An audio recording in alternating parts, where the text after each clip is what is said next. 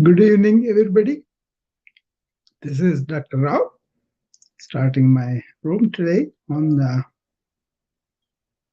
Clubhouse in my house, BFL, and on Wisdom app.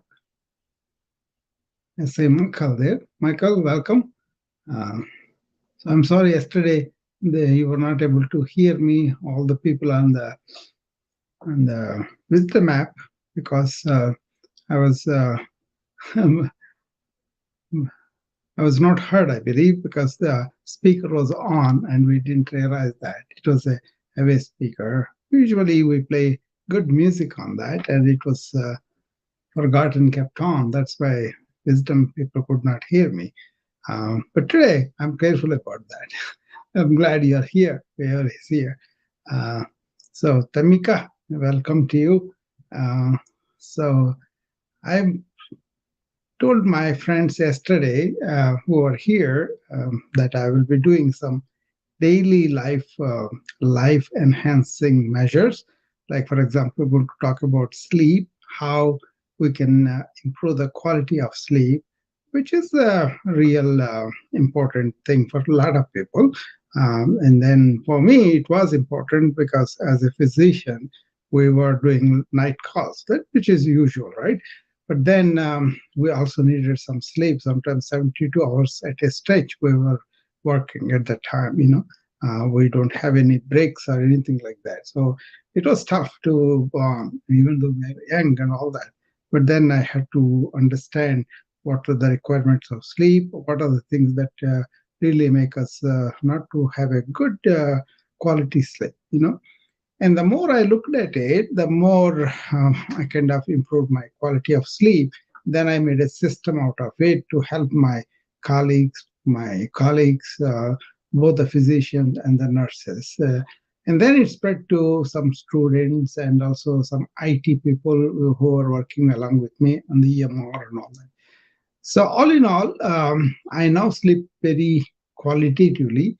Even if I sleep 2 to 3 hours, that's good enough for me. Usually, I go by 11 o'clock or so. I get up by 3:30, and I'm good to go. So it's not an exaggeration. That can be learned. There's nothing human or superhuman about it. It's something that we need to understand and do that. That's why I'm here today to present that. So anybody has any questions on the wisdom app, please come up and tell me about your experience, and will compare notes. Tamika, if you want to come up, you're more than welcome. I'll give an invite, and then I can speak with you. Okay. So, and there are people who are really near. Dayo is here. Thank you, Dayo. She's the founder of Wisdom app. So anybody wants to sleep well, it starts with the daily morning life when you can be very uh, alert and awake during the day, and then that really takes away a lot of dreaming, because most of the time in colloquial layman terms, what happens is if your mind is having so much restlessness, so many multitasking, and not being able to be doing one thing at a time, and you will have so much remnant from each encounter, each task that you are doing, right? So all that is not settled will have to be settled down in the night. That's why the dreamy sleep is there. But the quality sleep is that you have less dream and more of deep sleep. So you want to search for the deep sleep. That is where you start. How you spend your work, your day, as attentively as possible. That's the one thing I'm going to explore much further as we talk about this topic today. And then, by the way, I don't take any sleeping medications. I never took sleeping medications. So that's something, not to boast myself, but I'm saying they are very harmful if you start to take them very young or later on also. Even the elderly people, they kind of have difficulty to get off them because they were on them for years. Okay. So that's the service to get them cut down the medication, or take them off completely. That was also there. We did that. Quite often we kind of try to take off the sleeping pills, and sometimes they have problem initially, but then after they got used to the lifestyle changes I'm going to suggest to you, then we were able to at least cut down some of the medication.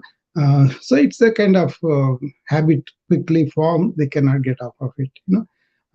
Then there is this ancient wisdom I talked about. I'm a advanced yoga practitioner, so I understand what is the importance of yoga in life, especially with sleep. There are two major things I'm going to talk about. One is called yoga nidra. Nidra means sleep. Yoga nidra. Okay, and that's a different form of thing completely. And then there is this dead man's pose that is practiced after each yoga session we do. Okay, that's a relaxation from head to toe. Now that is adopted as head to toe body scanning. And people are doing that in some centers, some medical centers.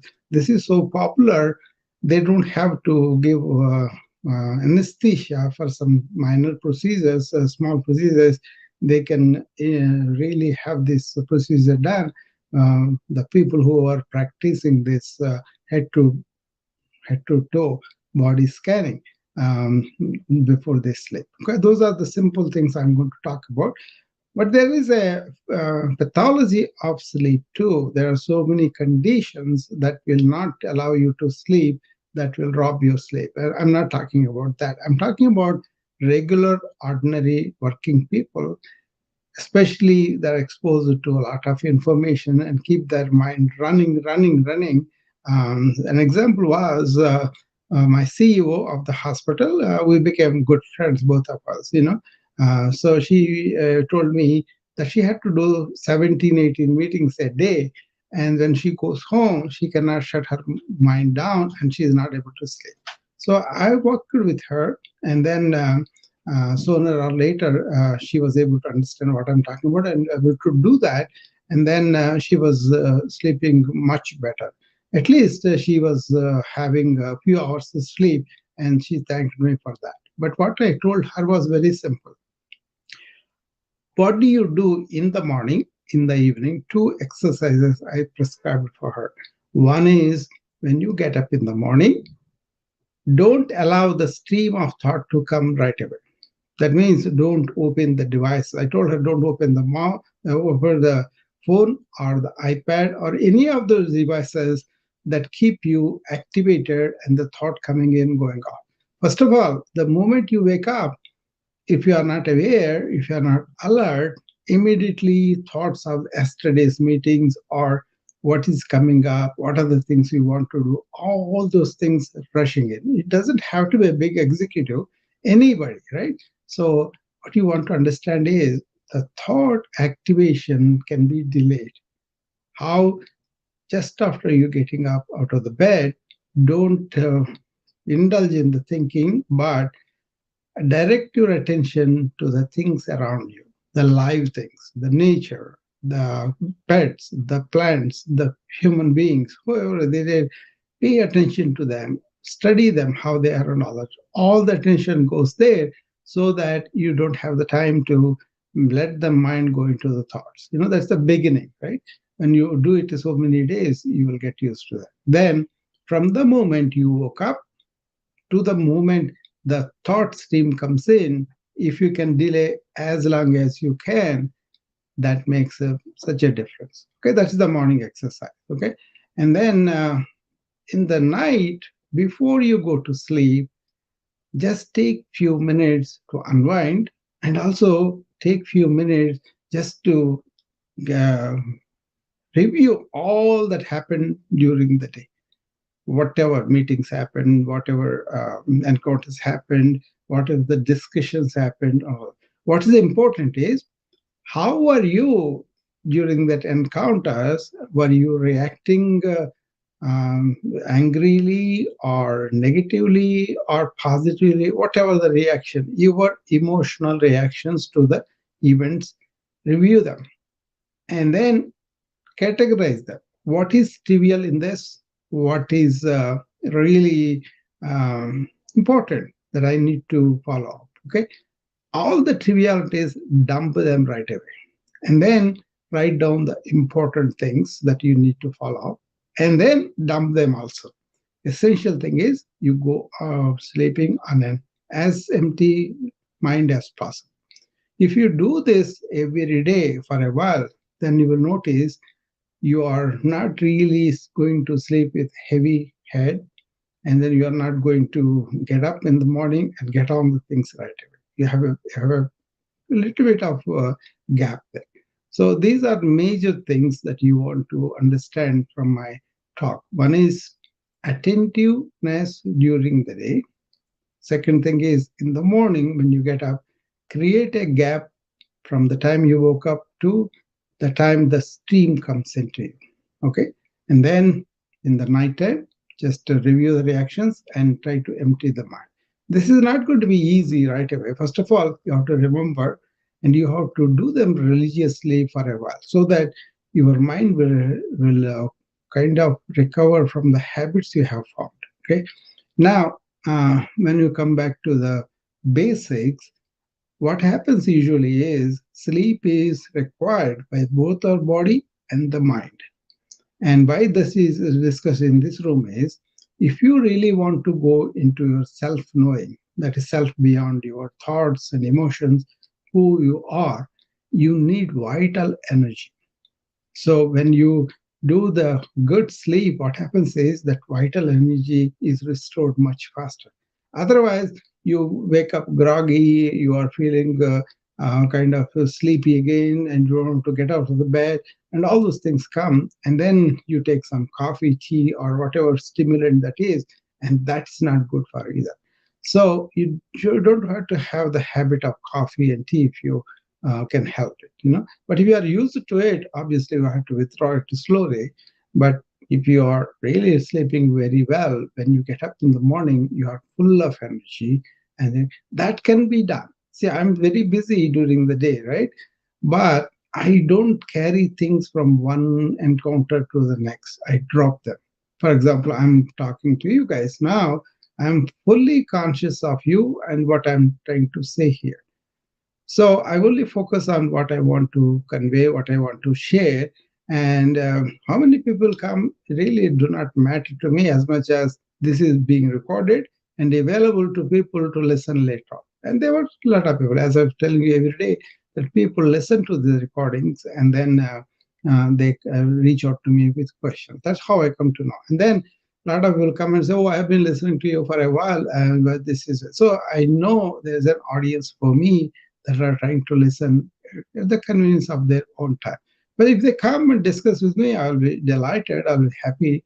But if they don't come also, I go and talk. Some people call me and then ask me, some people send me messages, which is all fine. So actually, these recordings are also used for so many other purposes too, if you want to.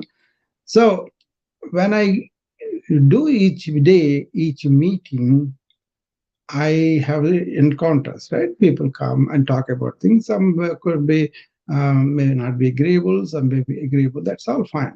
That's up to their, whoever is conditioned, whichever way they will respond like that.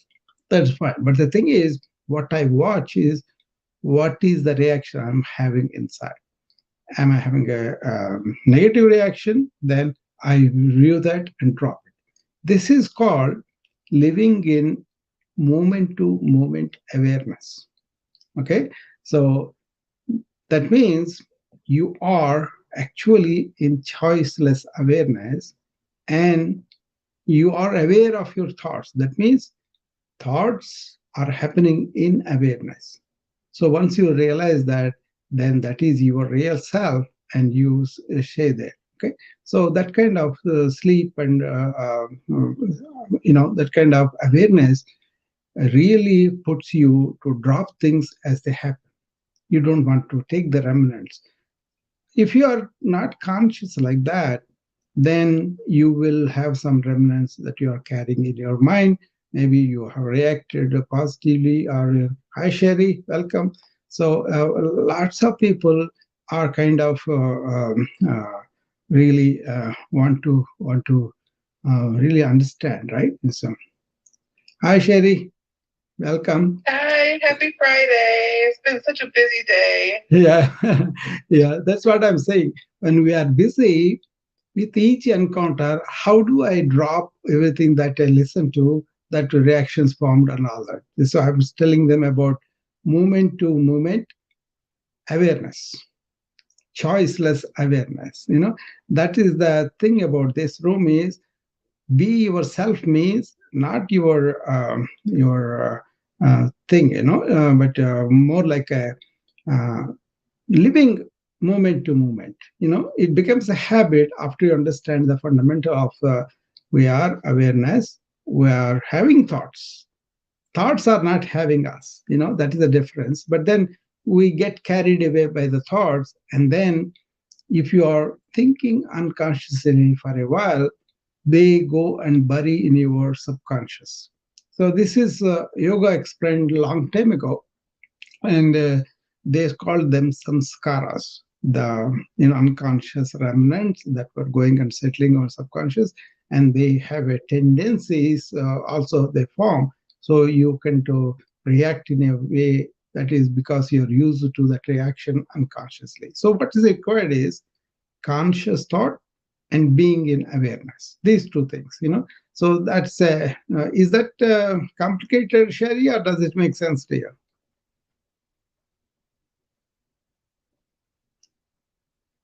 To the screen. Yeah. It does make sense, but it is complicated. How can you simplify that Yeah, the for the simpler. layman?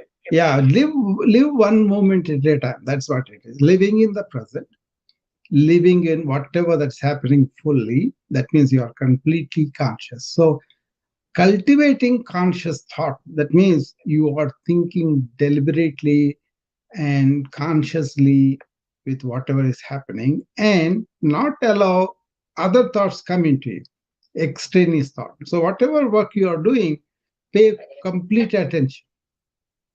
Don't allow other thoughts bug it in, and that is way. And then finish it up. For example, you are watching a sunset or sunrise, right? You went and stood there and be with it completely. Enjoy the sunshine and whatever experience you have, just enjoy that. Allow all your senses go into it. But then the moment that's all over, don't carry the memory on it. Just finish it up. How? By the next thing what you are doing, you give complete attention. For example, you are driving from that seashore to the house or whatever, give complete attention to that. So it is allowing that lingering thought or comparing it or doing anything, that is the one which teaches us unconscious thought and remnant of it, and then they go down. Suppose you are watching, we were at Arizona, and then we were watching those valleys and everything beautifully. Most of the people, they are coming and looking at it, oh, let's go and have something to eat. And then they are leaving. That's a magnificent sight that is really takes your breath away. So they are not completely attentive to what is in front of them, rather than they are allowing their tendencies, all those things. If they are hungry and all, that's fine, we understand. But then they enjoy eating something more than this thing that you will not get anyway. And then I heard some people comparing that to their previous experiences or the pictures they have seen or something else. But then you are missing the moment. You are not living in the moment.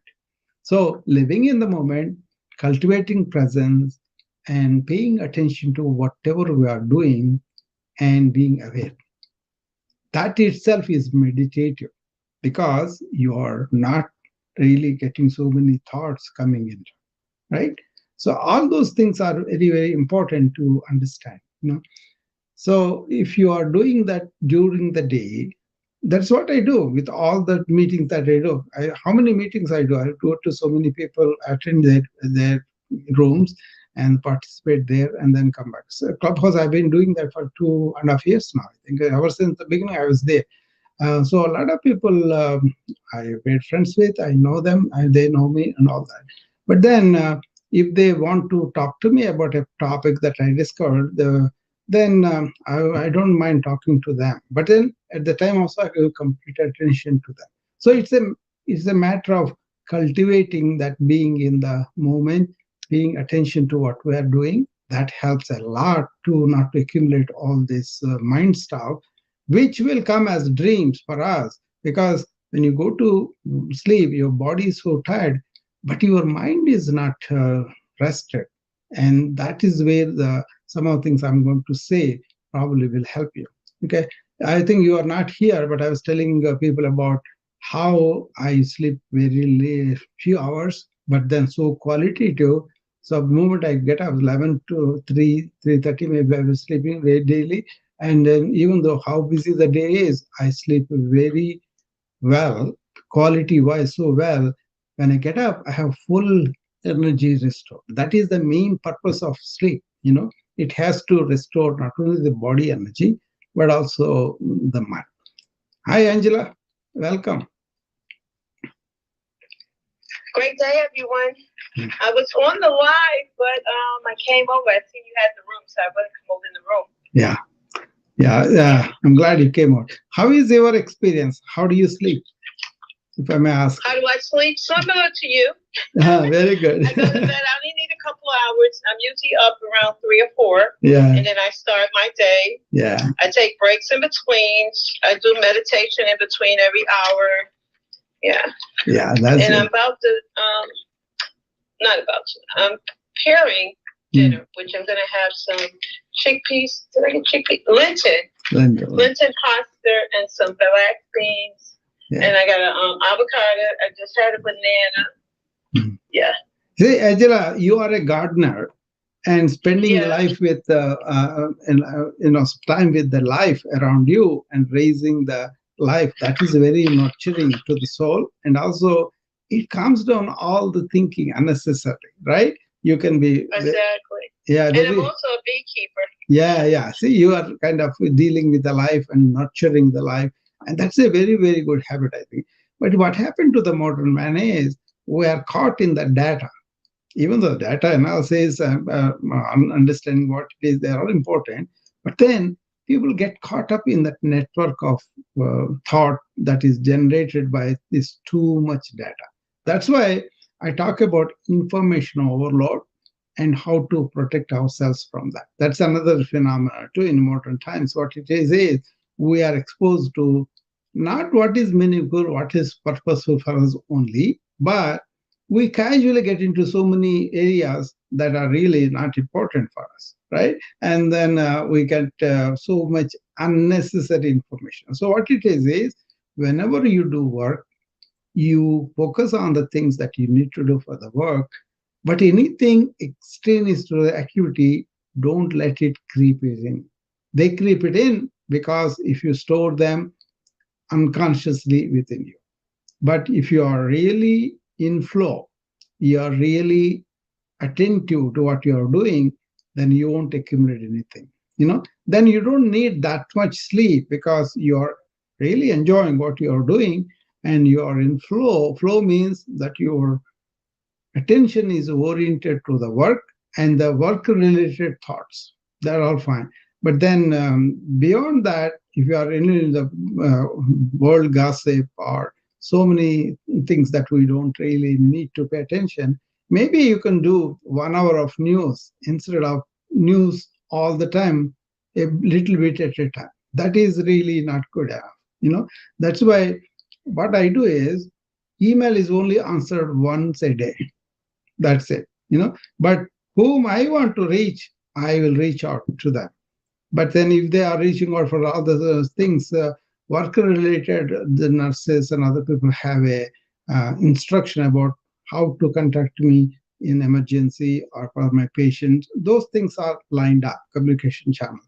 But these notifications, all those things that come up, we have to protect ourselves from that. Something meaningful, something I'm following, fine. But something is not really meaningful for me. I don't have to know about it. Why should I, crowd my mind with all sorts of things? That's one thing everybody has to evaluate. It's a good thing with the social audio, social media. We are relating with a lot of people. but among them also what is meaningful, what is really important for us. If you focus on that, there is a discipline that happens within us that will tell us, okay, this is important, this is not, and then you will have so much unnecessary information go away. So that itself is a big burden down. Okay. So Sherry, what do you think about this information overload? I'm sure you are information overloaded too. Goodness, I talked about information overload yesterday in my Clubhouse room. Yeah. As it pertains to course creation, because we have all these new tools and new things that we're doing. Yeah. A lot of the course creators just stop making progress because they have too many options and too many choices. So I think it's important for us to really figure out what works for us. And not to get sucked into the information overwhelmed, because it can be overwhelming. And then a lot of times people just don't move when they feel overwhelmed. Yeah. I've been working with this information overload in the early 2000s, 2007 or 8. That's when I started, because I was enrolled into this Masters of Biomedical Informatics, and my thesis was on information overload. So I had to know about it, but fortunately, I was kind of, I was kind of. In yoga practitioner. In yoga, basically, it's not just the physical exercise, but also it is the mind management, right? So I'm going to do some classes on that here, so that people will understand that. So when I was studying that, there were studies done around the world about this, because IT people are already having problems with that. Of course, our doctors had this after we got the what is this more of EMR implementation, right? So much more information is coming into us. That is there. And my chief thing now is training physicians who are burning out because of that. So that's the whole thing connected like that. But then when I studied that, they had some executives, IT workers also. They took a sample of them in Paris. What they did was they let them work as they work, with a phone, with a laptop, with a whatever devices there were, 3, 4 devices, right? And then they connected them to see how their brain waves are, and then they found out how tired they are getting, how poor sleep they are getting, and then there's the divorce rate increase. So many things have come out, right? This was very early studies, and later on we have much more meaningful, much more bigger samples, and all this to come. But the essential thing is, one, people are exposing themselves to not the relevant information, which is good, but like for example, AI. I embraced AI. I adopted a lot of things I'm doing, but then I also got caught up with so many friends from child to older people through a lot of AI apps at me, and then tell me how wonderful they are, how they can do this, that. So I was experimenting with them and then trying them, and that's itself informational. So I kind of came to a very simple conclusion: what I'm going to use, what I'm not going to use. Then it became much lighter and easier. So that's why I always ask, like, is this all this activity relevant to me, or just a casual discussion, and then I'm going from one to another without really having some kind of understanding of how valuable this is. So what I recommend is, take a digital toxicity seriously, and then detox yourself at least once a day. That's what I say. If once a week, okay, but once a day is ideal, I think. That means, what did I expose myself to? Do I have to? Do I get into? Maybe something radically different. Like I used to pay a lot of money to make calls to India, and then we switch to very easy one. Now WhatsApp you can do very easily, very communication tool. That kind of things you don't want to mess, and then you can simplify your life like that. So the whole idea of this room is, how can we increase our vital energy, both in our body, both in our mind. That way you can really investigate yourself. you can go beyond the thoughts and settle down in the awareness. Bring the awareness forward and push the thought back and use the thought much more sharply, much better, but don't let the thought rob your vital energy. That's what I'm trying to tell. Sanya, welcome. Thank you, Dr. Rao. Great to see everyone. Yeah. Our topic today is sleep. Sleep, yeah. I think I have been repeating it myself 2 or 3 times because people are coming different times. But basically, we're talking about how can we do daily routines that can improve our quality of sleep. Tell me about your sleep, Sanya. How do you sleep? The sleep is great, Dr. Rao, but waking up is interesting. So, I would love, I know, in terms of tuning to nature and tuning to the system, the whole cosmic thing, I would love to be able to, kind of do all of those things so I don't have to, do, alarm clocks and stuff. Yeah, Sanya is my student in the wellness club for a while, and that's why I'm kind of disappointed, Sanya, that you have to have the grogginess when you wake up. But the thing is, very simple, because she keeps irregular hours. She works late in the night, and sometimes she goes out and comes late, and all those things are there. That is a personification of the modern life, right? A lot of people have nightlife. A lot of people have obligations of the job and all those things. Irrespective of that, how can you maintain a sleep hygiene? That's what I'm going to tell you about. So if you can do the same time and same place every day, that's ideal. But obviously, that is not going to do that, right? So there are some sleep shops like in Manhattan. When I was in New York, I saw them. What they do there is they provide a corner. Big salon like that, but they provide a corner where if you go there, it is darkened, and then you can pull on the eyeshadows onto you, and then you can have light music or whatever. But then they give what are called power naps. We all know them, right? Power naps for 20 minutes, not more than 20 minutes, up to 20 minutes, to re-energize people who are working in Wall Street. And because they used to go so fast, they needed that, and then that helped too. That kind of thing you can recreate in your daily life. So if you can take a few minutes from that and then calm yourself down, that will be much better. What I say is, what is practical is, I prescribe what's called PMBB, present moment breathing break. Sanya, when you get up in the morning, when you're groggy, do the deep breathing several times and see how the energy transforms you. You can be groggy because you still need the sleep, probably the system is telling you, and that is there. But as you improve the quality of sleep, when you reach that quality I'm talking about, then when you get up, the test for that is whether it is quality sleep or not, your energy at the highest.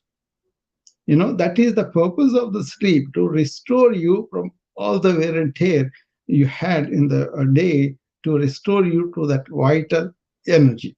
This is a term I'm deliberately using. It is called vital energy, which keeps the mind tranquil and the mind harmonious with everything, with your life, with your people, with your job, and everything. But if you are going from one to another, and then your real purpose and meaning is uncertain, and you are pursuing everything, then that takes some time for that. But otherwise, just unwind from the day, prepare the body and mind for sleep, and then during the day when you are working, work in attention, in awareness. And then if you are sleeping with a lot of stuff in your head, try to empty that during the day.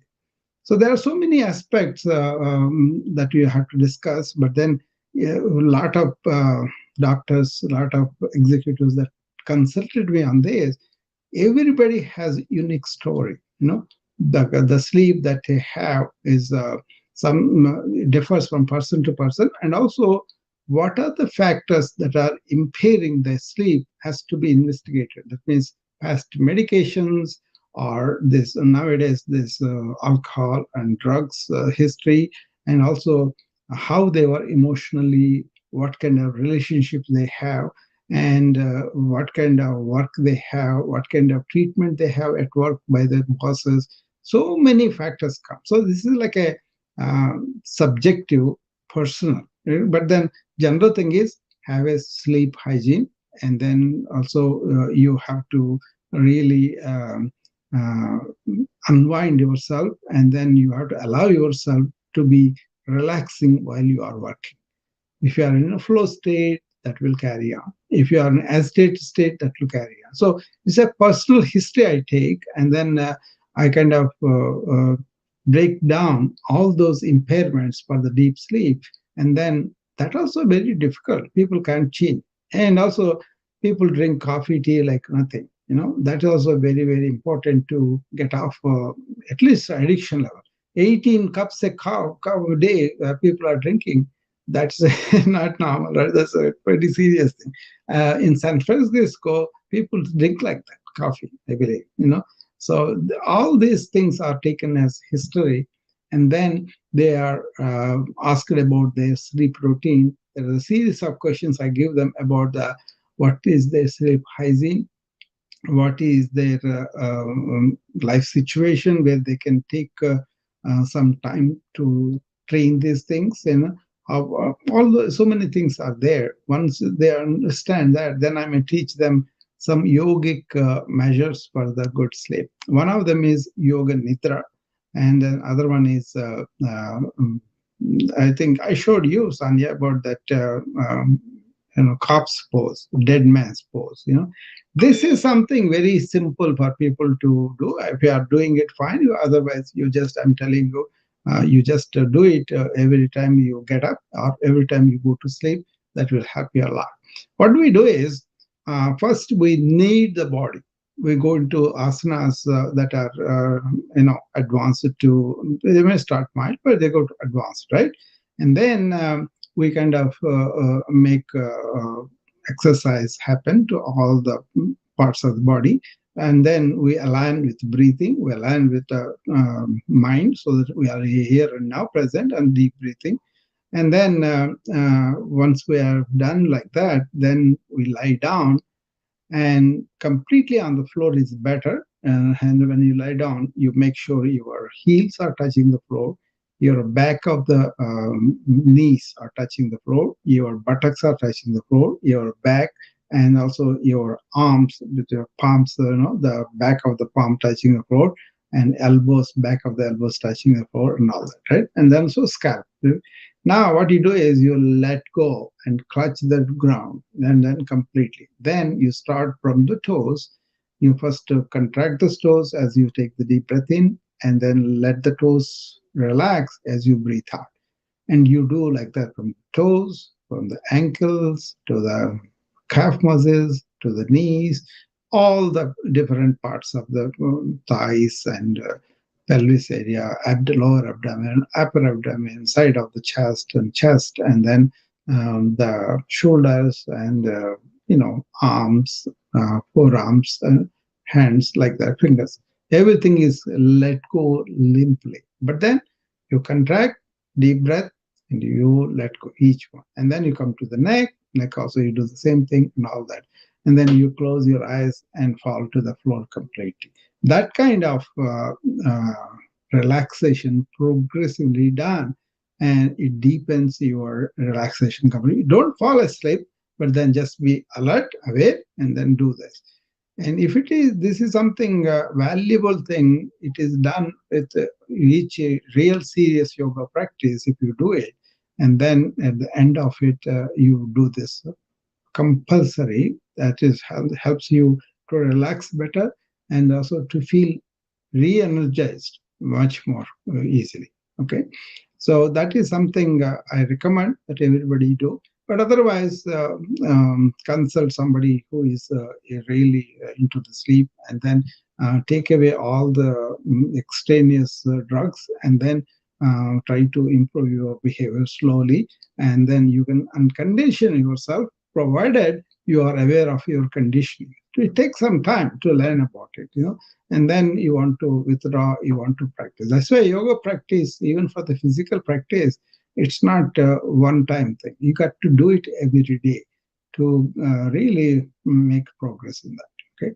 So, any questions? Anybody want to say anything else? Their own experience? Sherry or Sanya? Anybody? Can you say the is it the asana again that we did together? Corpse pose. Corpse? Corpse. That is like a dead man's pose. Oh, okay. Yeah. That's it. Okay, thank you. Yeah. But this is converted into what's called head to toe body scanning. The same thing, but you can sit down and do it too.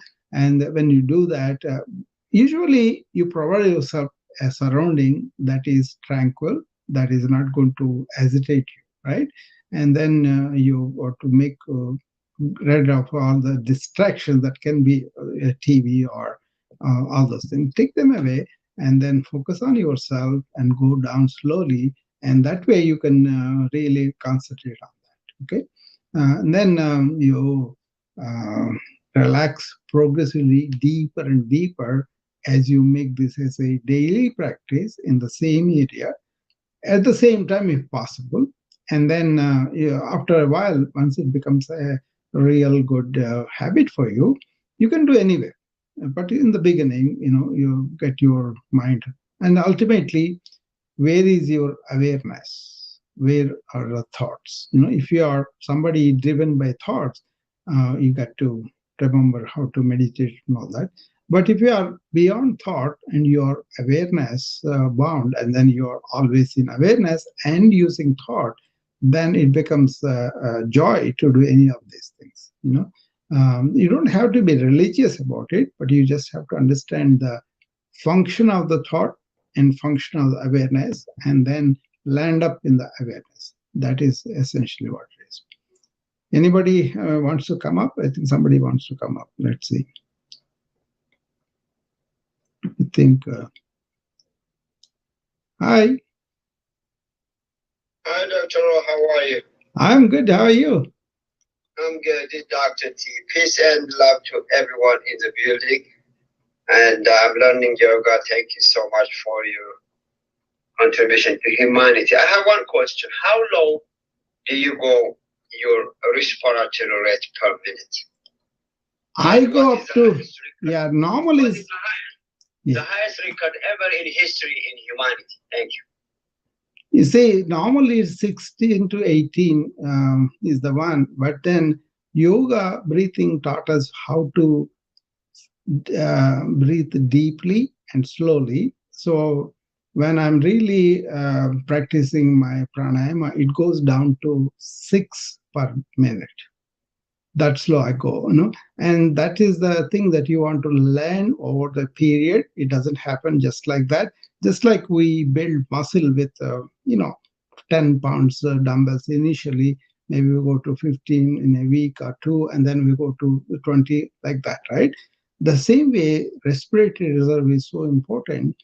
You don't want to rush these things. And then if you rush to just watching a tape and then you do that, then you can get hurt. So that's why start slowly, and slowly you have to improve your depth of the breathing. And suppose you are having some apps, which I recommended to my patients, because one app is breathe to relax. The two is two, number two. What it does is it shows you a piston raising up and down, right? So as you are breathing, it kind of goes up, and as you are breathing out, it goes down. You can see how much time you are able to go, and then you are coming down. I always tell them, I used to do clinic, after clinic hours, 5 o'clock. I used to invite some people who are COPD, asthma, obesity, like that. So many people are there, and so they used to come to what I told them in the clinic visit. They wanted to know more about it. I used to group them together and then made them learn this. I made them do yoga. I made them do breathing. I made them do meditation, different settings, right? It was very satisfying to me to share like that, because there's in the morning time, there's all this insurance, time factors, all those things are there. I hated those restrictions. I just wanted to interact with my patients completely. Fortunately, I had my own clinic, so I was able to do the way I wanted it. But later on, economically, it became very tough to do like that. So I used to give my time after. So in my own clinic, big waiting room we have, so we used to allow people, maybe 10, 15 people come there, and they used to do this breathing exercises. But I introduced them to this app so that they can take it there and then do it at home. Because a lot of people want visual, a lot of people want somebody directing them. And then after I came on the social audio, I used to do this yoga on the Instagram, on a Clubhouse, Wisdom, and all that. They are there, but then I was not seeing them. You see, I wanted to see who is doing with me so that I can correct and can help them if they are doing something wrong or they have something. So I opened this Zoom thing. Few people signed, but then they are not able to keep up because of their own life situation, whatever it is. But whoever has come, they have liked it. Sanya is the only one I see here among those people who have come to me. So I'm happy to do it with my wife and myself. That's actually I enjoy the hour when I go and then do that. So I invite other people to come and join me. You can join me if you go to the bapal.net/register. There's this wellness club registration, monthly subscription, if you want, you can join. Then we'll send you a Zoom link. So it's a progressive, deliberate, slow training. What happens is, as you are taking the deep breath, your parasympathetic nervous system gets activated, and that's the relax and digest system. So that's why it's a very, very good thing. Another thing is, we always want the spine straight. That means the diaphragm comes all the way down, right? And then there will be so many potential alveolar spaces open up. So your oxygen carbon dioxide exchange will be much, much superior. That way, your blood gets oxygenated better. And also, the thought and the breath have a connection. So if you are racy thought, and then you stop down and then breathe deeply, your racy thought kind of cuts down. It calms down too. So that's the added benefit too. That's why yogis, they got most of their energy from their breathing. Okay, they had to travel from, because they never wanted to own a home, right? They were completely given up all those things. So they just took off and then went from village to village. And they have no guarantee that they'll get food. They have no guarantee that they'll get a bed to sleep in. Okay. But then they kind of gave up all those things, because they are called bhogas. What we experience, what we enjoy, the luxuries, they call them bhoga. Yogi is one who has given up this, because whole earth he considers his mother, and he is in his mother's lap. So why do you have to worry about that? That's one thing. Nature is also like that for him. And then he trusted the divinity or the universal, energy, whatever it is going to provide for him. And also, he wants to eat only when he's really, really hungry. So yogas are called eka bhuktas. That means they eat only once a day. But then what do you do during the day? They spend a lot of time deep breathing, pranayama. There are so many variations of breathing. Science is really unbelievable. Like I was telling the other day, Sonia, there was a course that is given for 352 weeks. So you can see how much depth is there in that. But we don't have to do with that, but just understand deep breathing in the morning before you go to work. And then the longer you do, the better. And there are varieties of, I showed maybe 10 varieties of them to Zania and other students that came to me. You can add up to one or two, that's good enough. And then do that during the day, at least for a minute every hour. That's what I prescribe. And then in the evening. If that's going to be too much, just do in the morning and in the evening. And maybe if you get a chance during the day. Okay. Otherwise, have a good session at the weekends and try to do them as well. This hurrying, this allowing ourselves to be more like anxious or really all the time really going on the run, that is can be controlled with the deep breathing. Then you'll be balanced, steady within. Then you can work whatever you are doing with much more control. Okay. There is a way to steady your nerves and all that. That's also deeper science about that. But basically, deep breathing is really good. And then if you can breathe as low as possible, actually you extend your life because you have set number of breaths in the life, and then you are supposed to breathe slowly. Then you'll extend the life. That's the logic they have. And then there are other benefits they talk about breathing too. Of course, you sleep better, and then you cut down your overthinking mind a little bit. All those things help you a lot. Any other questions? Any other comments? Tell me, what is your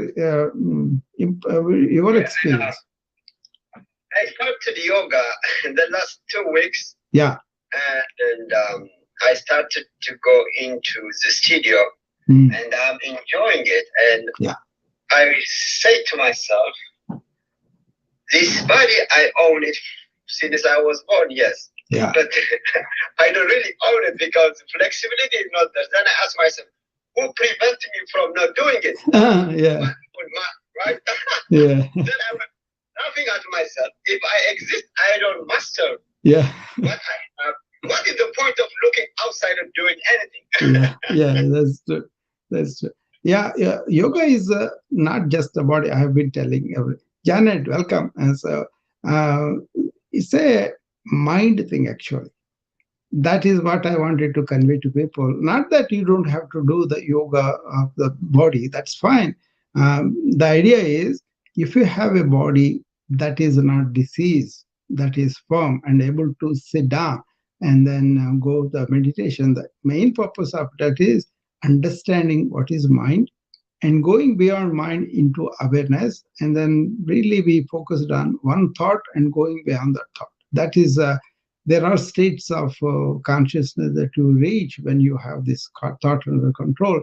And eventually, what is your consciousness, which is individual consciousness, is not really individual. It is shared by everybody. So we are all in one consciousness. Even physics is coming to that energy, right?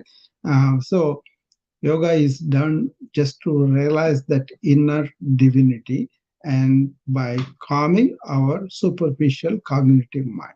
You can use it for doing research on the science and all that. But if you want to know who you are, that is why the yoga is. I'm going to do some rooms on Patanjali. I promised Sanya about it. So in that, I'm going to take a deeper dive into what is real yoga, how it has developed, and how is that a modern man like me has gone into it and maintaining good health in 68 years of age, no medications, and I have a very high energy. I just want to share that with other people so that they can also develop this inner resilience. Yeah, my friend Janet is here. Hi, Janet. How are you? Hi, Dr. Rao. Yeah. Thanks for having me. I'm happy to listen and learn. Yeah. Sleep is so important. So yeah. I'm eager to learn. Yeah. Janet, I have talked about sleep in depth in the beginning also, but I'm going to repeat some key steps here for the people who joined late. But I suggest that you go to the replays. I put the replays on, the later on look at that. And then especially for the nurses and doctors, I have special recipes, how we deal with the patients, how we deal with the insurance companies. All those things I can address that. So please have the replay and listen. Basically, what I'm telling is be attentive all day so that you have less dreams during the night. and do some actual physical exercises, like not exercise, but then how you keep your mind. Okay, in the morning when you get up, don't rush into the thought stream. Take some moments and pay attention, like plants around us, or pets, or people, and all that. So what it is you are delaying that activation of thought process. You know, it's very difficult because thought is mercurial; it happens right away, and also unknowingly we create a thought network. So how can you use thought without being that thought is driving you? That is the essence of it. So that means you want to be aware, you want to be in the moment, you want to be in the present. That is very possible right after you get up, because it takes a few minutes. But if you say, oh, what is it for me, I'm going to go to the hospital 7:30, I woke up at 7 o'clock, I just have to hurry myself, that kind of difficult. But if you have some time to go to the hospital, you get up, don't allow all the plans, all the itinerary, all the things that you plan come into you. Give a break for the devices for a few minutes. Give your own inner thought a few minutes, and then be aware of everything, the nature, the weather, the live things around you, and then go into this awareness mode. Spend there. The longer you do this through the days, 3 months, 4 months, like that, the easier it becomes. So, like for me, for example, I can be in that awareness 1 hour, and I demonstrate to Sonia when they come. I don't engage in conversation or entertainment, nothing. I say, let's be here and now. Let's do deep breathe, and let's do both sides of the body. And then I immediately jump into the awareness mode. And I call that 1 hour that I do in the morning with the wellness club is what I call exercise in awareness. This is a major thing because most of the people are caught in the matrix of thought. We have thought as a wonderful tool, but we should not be driven by the thought. That's the point, right? So do that in the morning. And during the day, every hour, if possible, 1 minute deep breathing. Okay. And then you come back in the evening. And this is very important, Janet. Unwind yourself at least half an hour, 1 hour, unwind everything. Okay. And then what you do is you review all that happened during the day, all the reactions, and then put them away if they're all trivial. But if they're important, put them away on a paper or the device, and then take them out of your mind. This kind of attempting to make our mind as empty as possible is a very good thing. Okay, so we kind of clean our body, but we don't clean our mind. I suggest you do that as frequently as possible. And then you don't have to amaze or meditation all that. If you do these things, then you have done at least enough of it. But if you want to learn about what is real meditation is, what is meditative awareness is, I can teach that too. But then you cannot jump into that unless you have these superficial things. People who are busy with jobs, with taking care of people, and I mean, they can be very, very busy with that. But then if you make time for your mind, like I do all the time, but I have come to a stage where it's automatic, but it can be happen to anybody, not only just me. But the thing is the lifestyle, how you change and all that, right? So that is what I wanted to tell you, Janet. But I recommend you still go and listen to the whole tape. Then you will catch what I'm talking about. Okay.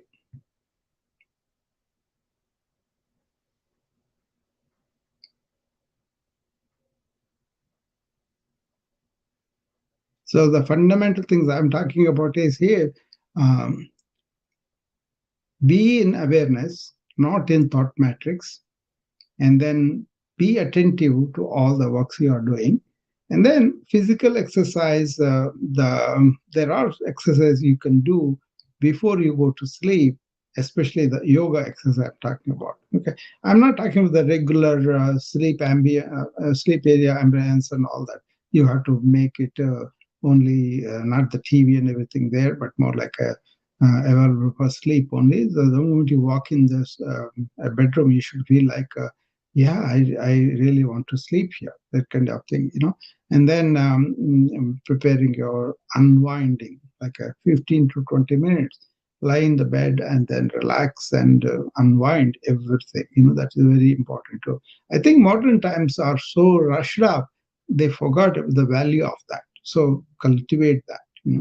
And then if you have a habit of sleeping pills and all that, there are ways to get rid of it safely.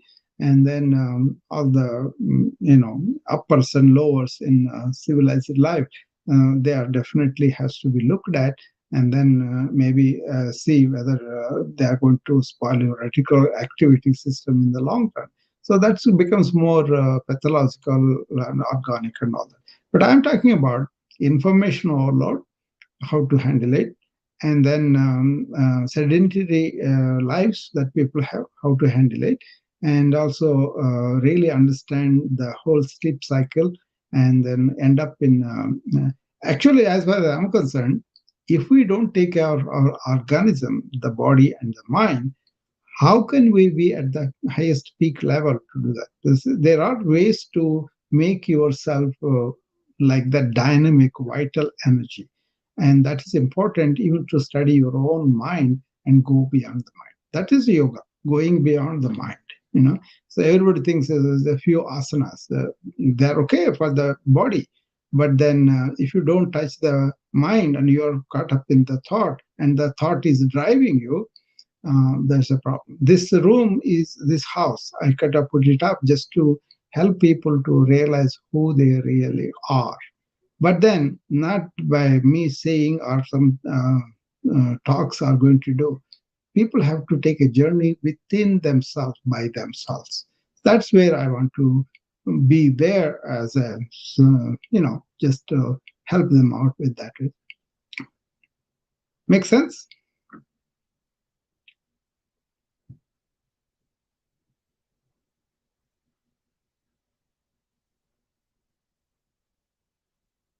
So anybody else want to tell me about how they sleep and any problems they have that we can talk about, if you are open to it? So, Dr. Rao, I know we're talking about sleep, and it's crazy because I feel like I didn't sleep at all last night, or like it feels like the sleep just is right there, but I can't quite get into it. Yeah. Yeah. And then I'm already awake by the time I realize I haven't been to sleep. Yeah. Sherry, you need to understand winding down before going to the sleep. That is one thing. And the other thing is, maybe you are doing too much of information overload, like you're preaching about it, but you're involved, because I know how much you're involved with the community. You are kind of available to everybody and all that. So you have overloaded with a lot of the same things you are doing, but then new things and all. So your brain doesn't have the break where it is told, okay, I want to go to sleep. It's kind of working overtime. And then once you have let loose that kind of circle go on, it doesn't stop.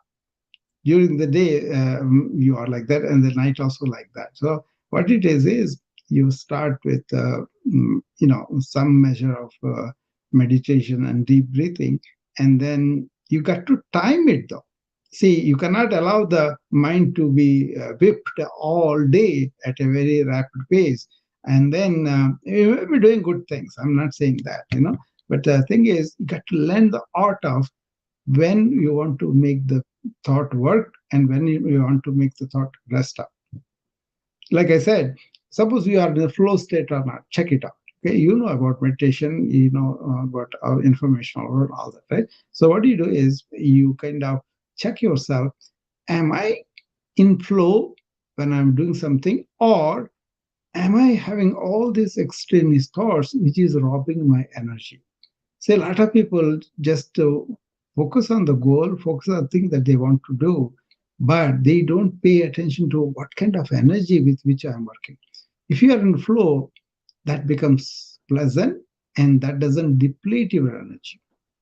Like, you're driving, for example, driving, you're automatic and all that. But then you go on the highway and then you just look at the road and you enjoy that. It doesn't seem much. But if you involve in like a vagabonding with a thought, go that way, this way, and all that, then so very soon you feel very tired. So I used to drive to hospitals to go to different hospitals, right? I used to go there and stay there for 1 week and come back to the practice too. So 6, 7 hours we had to drive. So that became a meditation for me. So the drive did not conserve as much energy as otherwise if I'm involved in thinking about all the clinical problems, thinking about all the family problems and all that. I would not have achieved anything. Maybe thinking for a while and really saying, okay, I'm going to find the solutions for this and then make a concrete plan and put it away. But that is why conscious thought is important rather than allowing us to be unconsciously thinking all the time, which is not related to what we are doing. So being in the flow actually happens so much when the mind is rested through the day. Then in the evening, this activation of thought and going in cycles, because you are creating your own neuronal paths.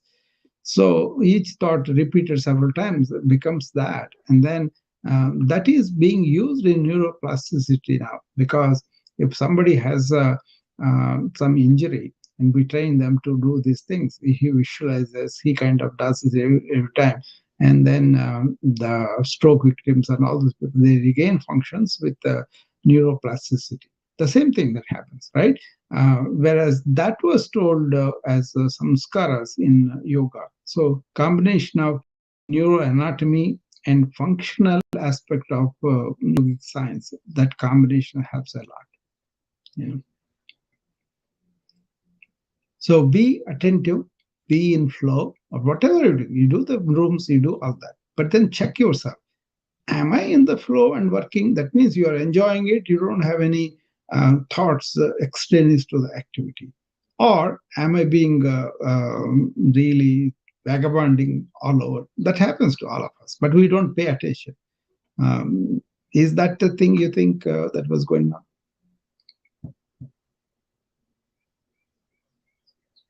Absolutely. Yeah. Absolutely. Information overload. Yeah. Yes. Yes. Yeah. Sometimes, what we know, we don't do it because we get caught up in this thought, Yeah.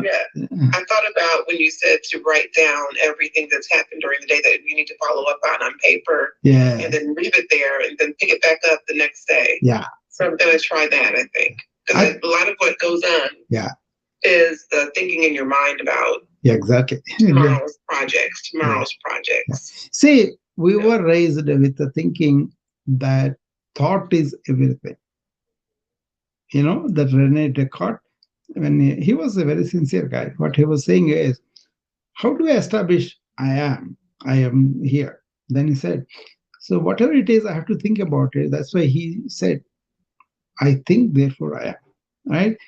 The Western civilization, now the entire world has gone into that. But if you take the ancient cultures anywhere, they talked about natural things that we have as human beings, our instincts, our intelligence, and all that, right?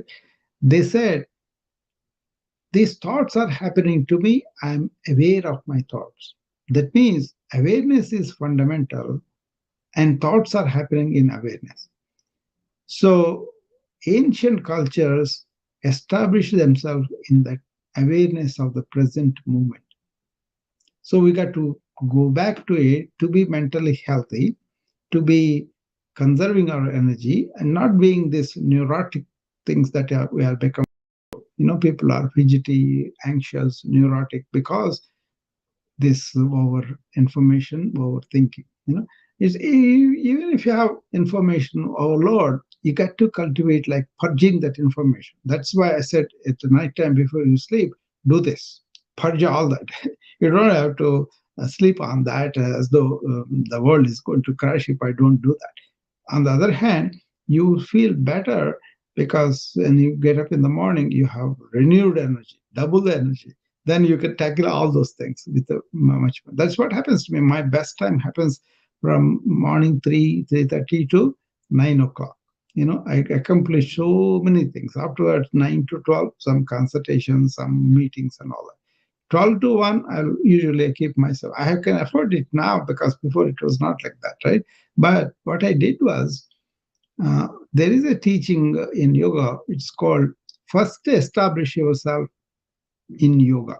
Yoga means in that union of the yourself and your conscious self to the universal self, and then do whatever you want to do.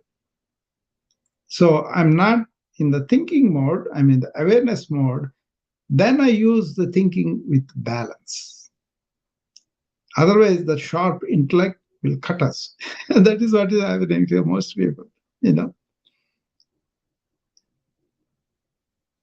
So let us compare the notes, Sherry. You can always reach me and then text me, whatever. And then we can exchange notes and then improve, energy. And then that way, my contribution, Great. yeah, yes. My contribution is real. This is what I want to do with people.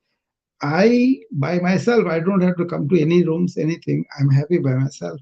I'm really energizing too when I do my yoga practice, when I talk to people, when I exchange things. A lot of people come with, this is not a joke, really. A lot of people come with real suffering, as a doctor and as a philosopher, as a yoga practitioner. And I have so many skills I can teach people too. So that becomes worthwhile, not to boost my ego, but because there is no ego. In yoga, there is no ego, right? So what you do is just to share. That is like that article I put in there.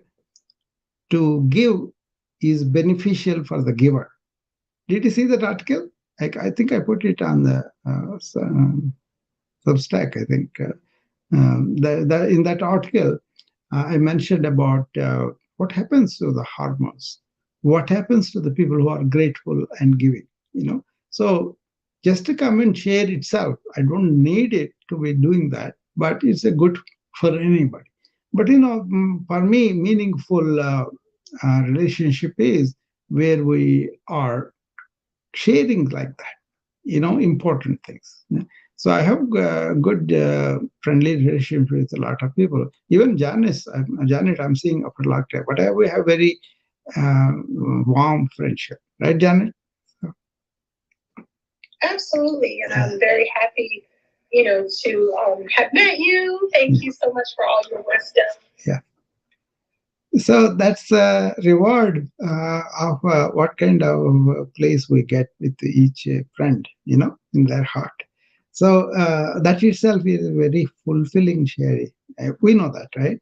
And then we kind of, a lot of people may want to gain some material benefit, or they want to use this material for something else or not. That's not the thing I look for. I look for, did I make a difference in the whatever level of discomfort, or some people maybe a little more in the form of suffering and all. So that is where this ancient wisdom gave me the gift of, not only you transcend extreme suffering, but in the suffering you can be very, very tranquil and very, very non-reactive. Not only that, but there is a side of extreme bliss possible with this kind of attitude lifestyle. It's not just taking things from the nature and everybody, but it's what you are giving and how that giving is done without expecting anything in return. So if you do that, actually you sleep very much better. I think Angela knows about this. She gives a lot to the plants and life around her, bees and all. Right, Angela? Yes, but I'm eating dinner now. Yeah, okay. Yes, Okay. I do. That's fine. But we understand what is the giving. That's why we talked about it. That's why I'm telling you. So Angela does the gardening quite well. And then what she does with the gardening is fulfilling. Sorry, just kicked me out the room. Yeah, we did talk about it. Yeah. So anything else, Sanya? You want to say anything? Any questions or any doubts, anything like that? There are people. Yeah, because I also grind my teeth at night. That is called bruxism. That is bruxism. So deeper things you have to understand about it. We'll talk about it privately. Okay. Sounds good. Thanks. Yeah. That is a result of some things else, and then there are psychological traumas and also, but then there's a neurological basis for that. It's called bruxism. There's a term for that. I have seen patients with that quite a much. But then some of the neurotic things that we develop because we are thinking in a particular way, they don't have to be like that. You see, that is where thought-based system cannot solve them, because thought is itself is causing them. But the awareness-based systems are very healing. That's where the ancient, it's not like a blindly, I'm not religious. I don't, last night I told you about no isms, right? But follow everybody and then take the wisdom from everybody. So Christianity, yeah, there's a lot of wisdom. Islam, there's a lot of wisdom. Hinduism, a lot of wisdom. Take that, but not separate yourself identifying with something. But this one, this bruxism could be something that happened to you because you have a family history and all that, or it got worsened because you are exposed to this modern always thinking method. Okay, so you need to get out of that. Not get out of it, but get the control of it. You need more detoxify yourself. Let me put that way. So I think you can do that very easily. Okay. There are people on the wisdom. I'm not neglecting them, but if anybody wants to come up, I'll be happy to. Sanya is there too, but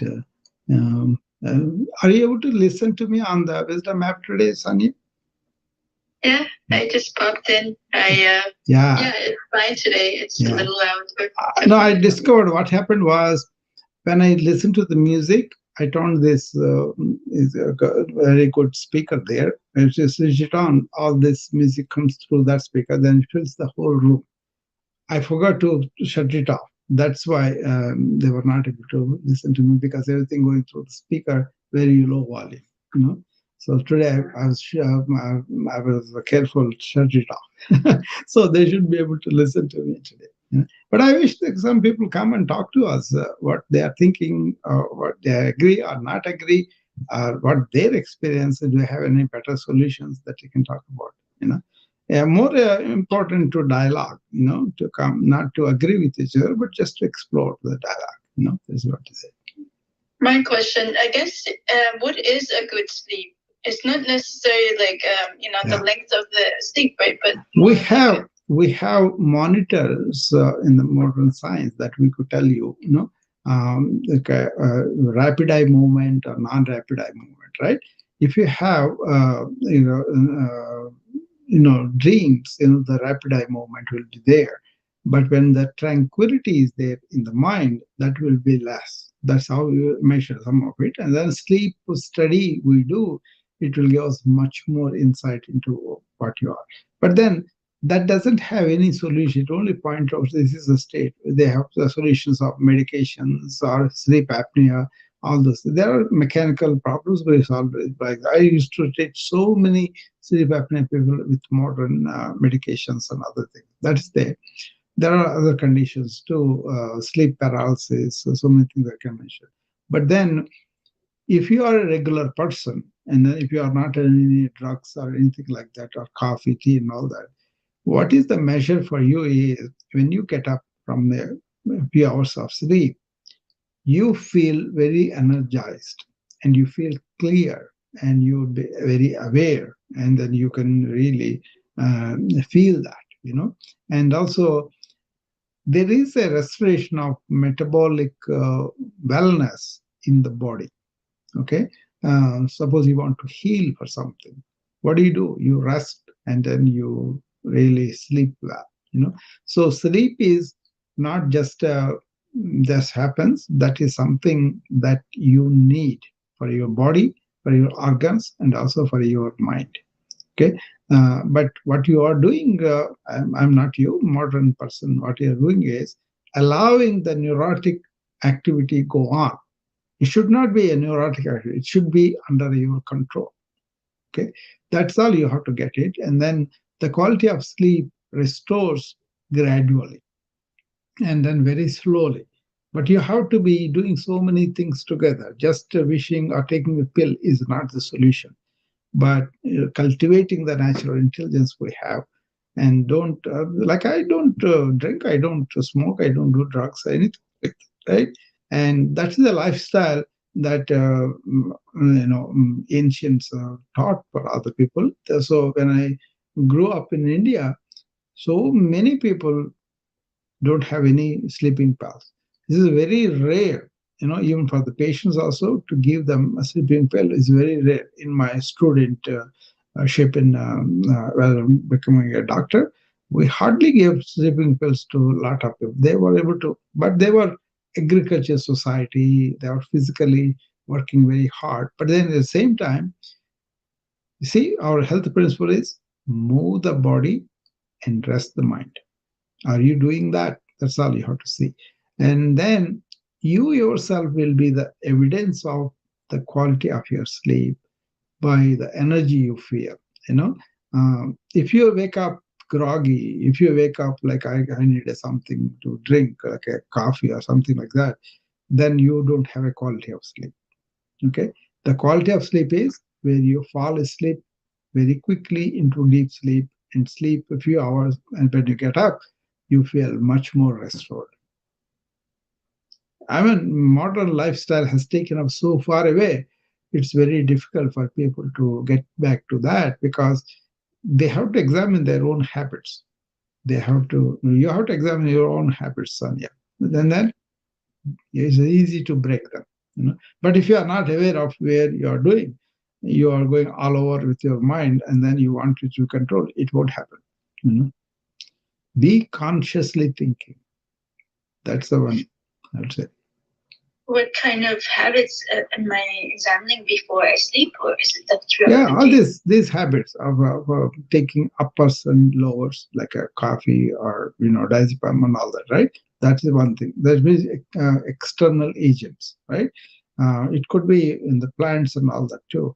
And also see how you are working, how you are allowing all this information get into you, and how you are talking to people and how you are reacting to them, and how you are preparing yourself for sleep, how you are making room to empty your mind. All these things you have to examine.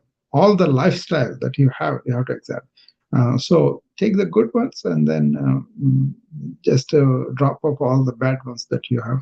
If you want good sleep, but if you cannot do it, if you want to go on, usually that's the case, then you cannot do. But if you really want to improve your health, not to be really succumbing to the chronic diseases outcomes, and also dependent on the chemical agents. See, medications are okay for people who are really sick, but now it has become we are maintaining people on medications. That is what I am against. So I will take the good from the modern medicine, but all these bad things that we're teaching the patients, like for example, I used to have a lot of discussion. Lots of times, nurses they see a patient, and then the patient is in pain.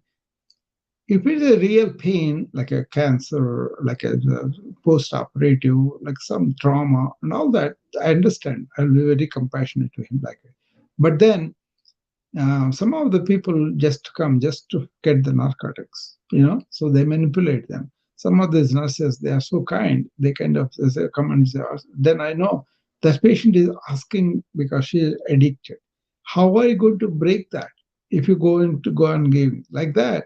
Ordinary people also develop habits, tolerance, and addiction. How do you break them unless you are aware of them and unless you are disciplined about not going to yield to it? Then you are going to yield to it. So they come and say, "Oh, well, this patient has pain. I have to have this medication," and not even Tylenol, other things. It's more like a narcotic they want, and they have to beat out of me to get that. So I used to give them a lecture. So they can't tolerate a lecture. They used to leave me alone, But then the patient also knows that I was trying to help them in the long run. So they kind of cooperated after they understood what I'm talking about. So you may have so many habits that you are doing unconsciously. Dig them out. How? Consciously live. Be aware of what is going on with you, around you, both inside of you, outside of you.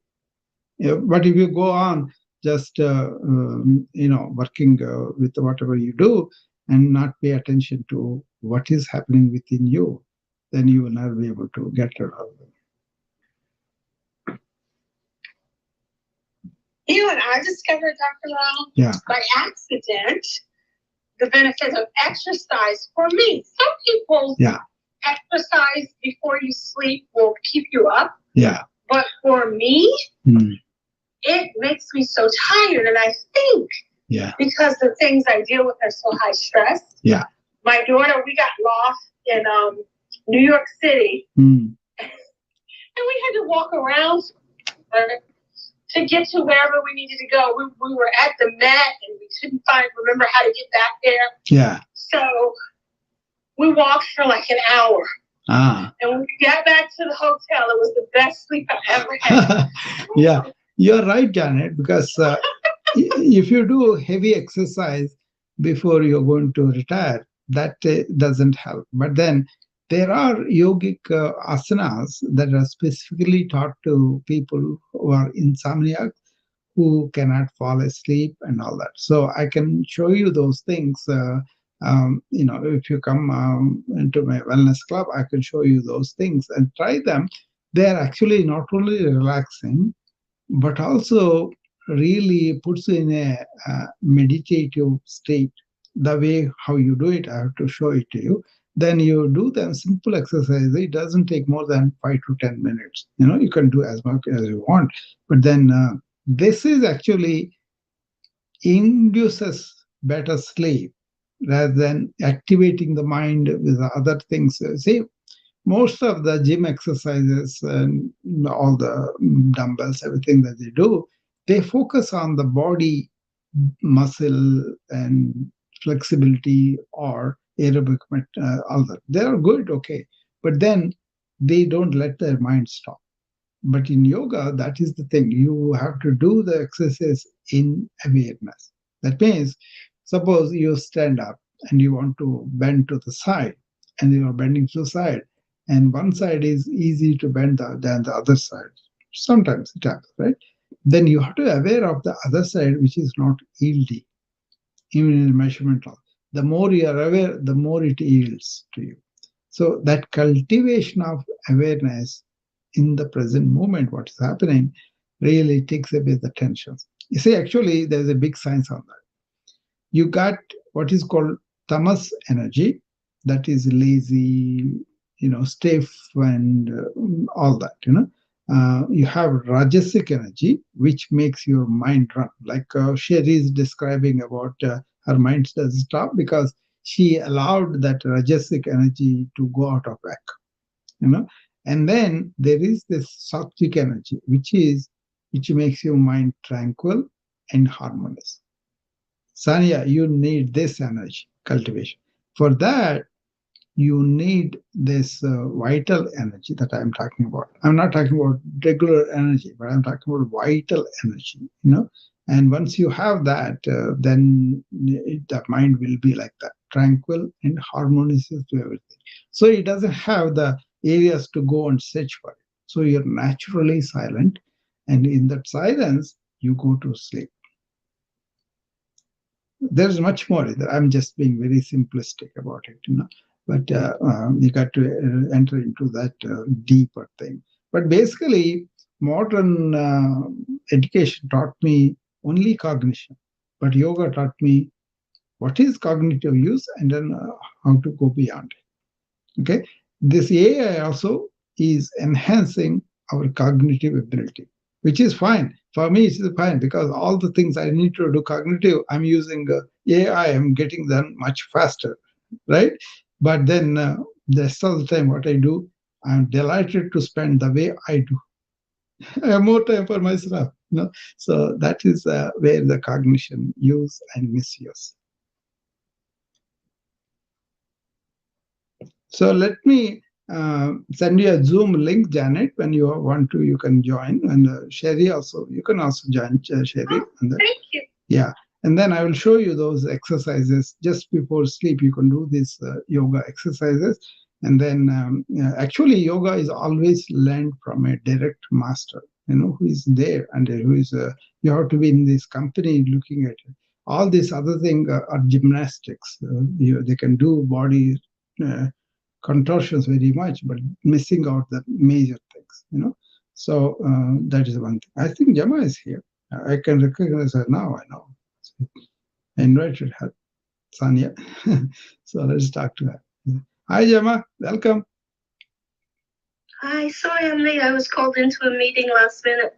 Yeah, that's okay. Just finished. Yeah, go to the replay and then listen to it and tell us what we talked about is valid or not. Oh, okay. Yeah. You want me to go now? No. I'm saying later because we talked so much. I don't want you to miss that. Thank you. Yeah. Bye. Yeah. A lot of people are like that, right? They are busy with some things, but they want to listen to it. That's why this replay system is a good thing, I think. That's why I made sure for this house, I put it on before. I didn't know how to do that with the house. In the rooms, I know how I recorded most of them. But here, I made sure that it is on so that people can come and listen to them if they're interested. Yeah, we were talking about sleep, Jama, basically. So, Janet, that's the way to learn about it. If you learn one time, and then you can record that and then keep it there and then use it to come to and do it. And then you will be able to revisit that again and again and see it. Okay?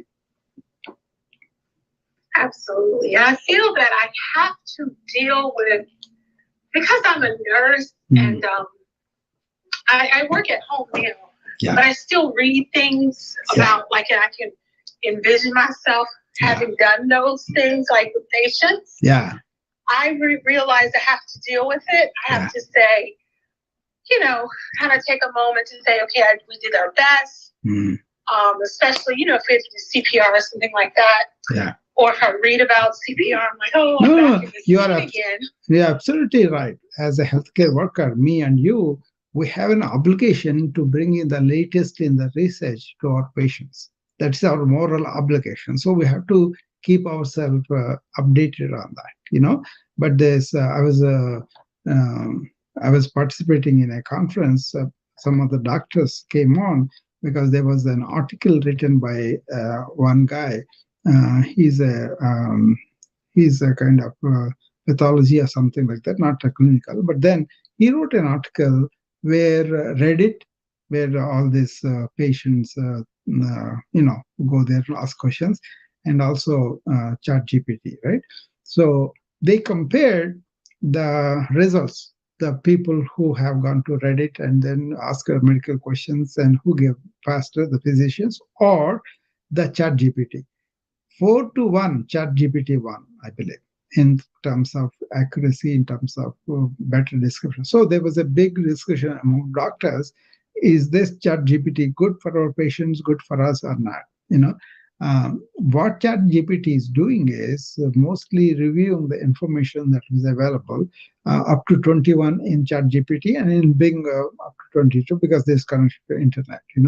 But then whatever the meta-analysis that we are going to do, it will be doing is much faster. But what is going to happen to the new research, new frontiers? We're going to we're going to do that. That is going to be done by the mix of humans and the computers and all that. But there is a danger where the ChatGPT like systems can make decisions on their own, and patients may be hurt because they were receiving information that's not accurate. So that is there. But by and large, this technology is here. We got to understand and adopt it. Like, even if we talk about information overload and all that, I don't say people not to read. But what I'm saying is, Read and all that, okay, but then what do you do with your mind? That's what I'm talking about, how you use it, Actually, your instrument of like a scalpel, your intellect, right? Very sharp.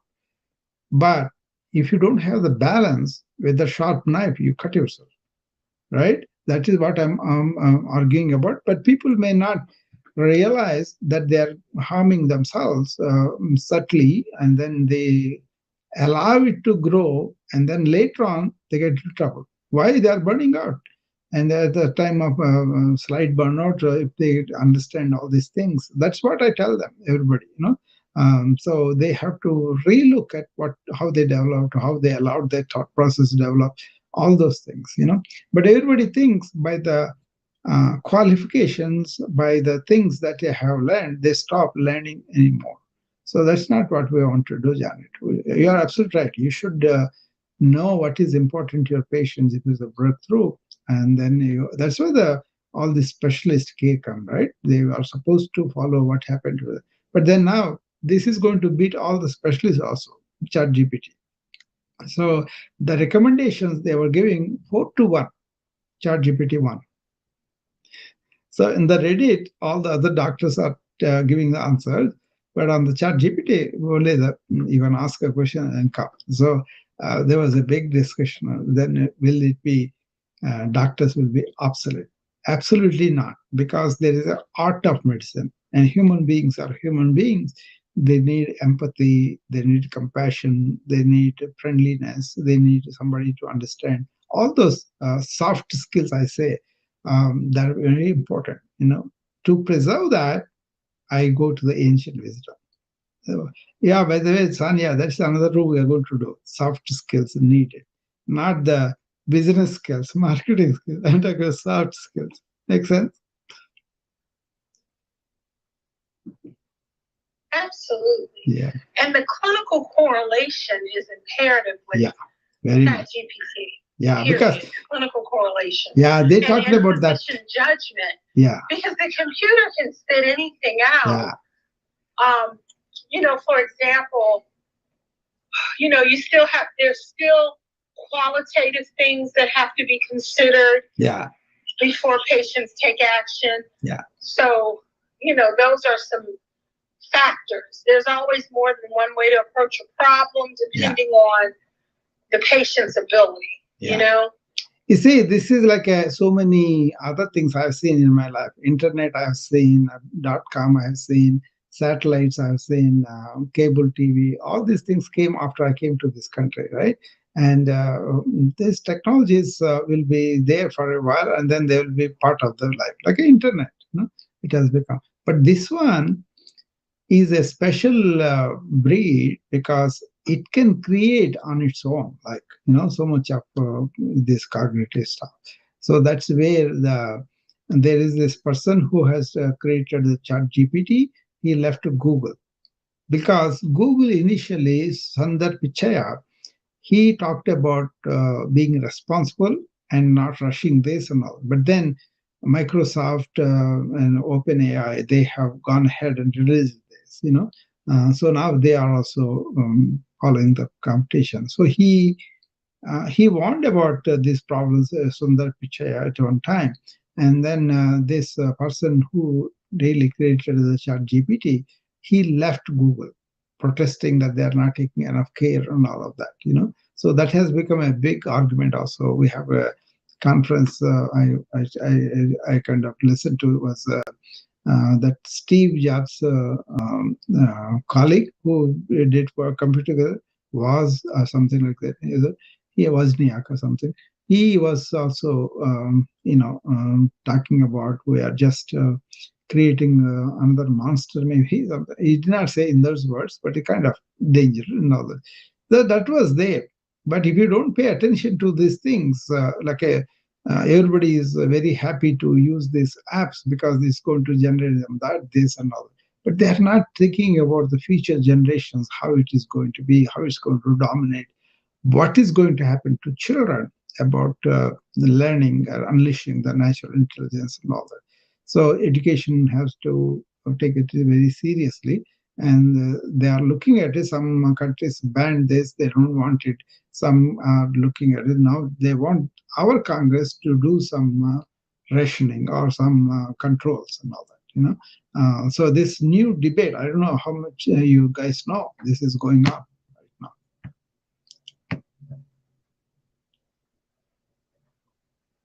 Mind matters. That's where whatever the mind is involved, I take interest. So I don't want our mind to be when they talk to me about this chip insertion, and then also I kind of put a book, Battle with Our Brain. She is an Iranian American. She wrote that book. I told you about it, and I put it in a community, but they deleted the post as though that's not important to learn. You have to learn about this. She talked about how they control our thoughts, and then based on the thoughts they determine so many things.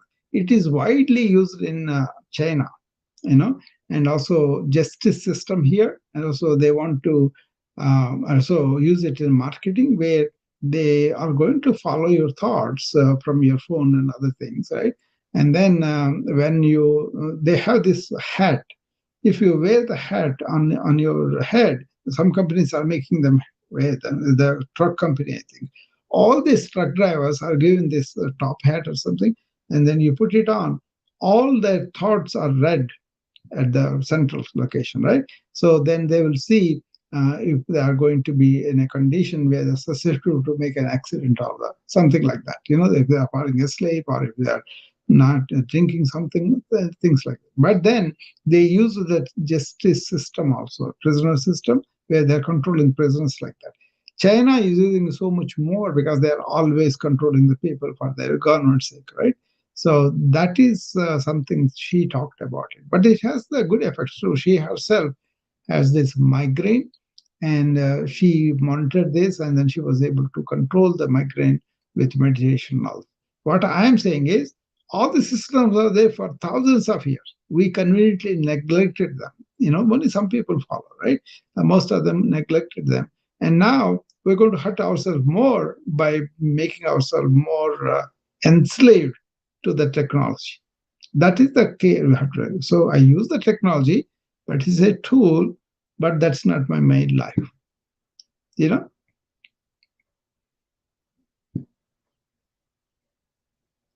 Obviously, you can see how much information I go to, but then it doesn't overload me because it is washed right away. That means switch it to awareness mode, use the thought, and then after thought is done, it will go to sleep. You are still aware. That's fascinating. Yeah. Mind control? Wow. I will give you that book's name and everything, Janet. I think you should read that because it's going to be important in patient care down the line. Okay. See, one of the things I'm looking to is work as a chief wellness officer. I'm working for my company now, but also I want to work for a major health system.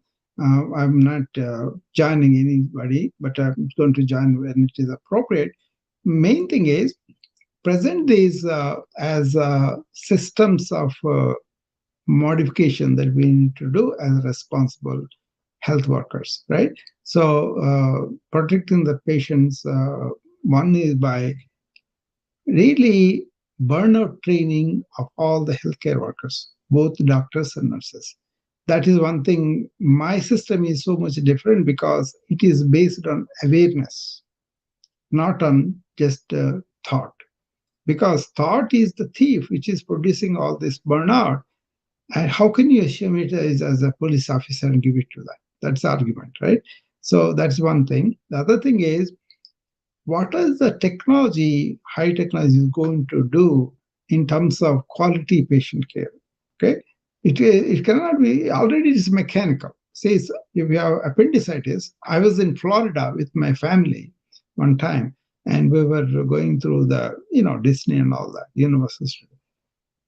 Fortunately, just before we were able to fly tomorrow and we were going to go to a hotel, I got this abdominal pain, and so right lower quadrant, and so they went there. And then the physician came, to the door, And he looked from there and then went and then did the CAT scan. He never touched my abdomen.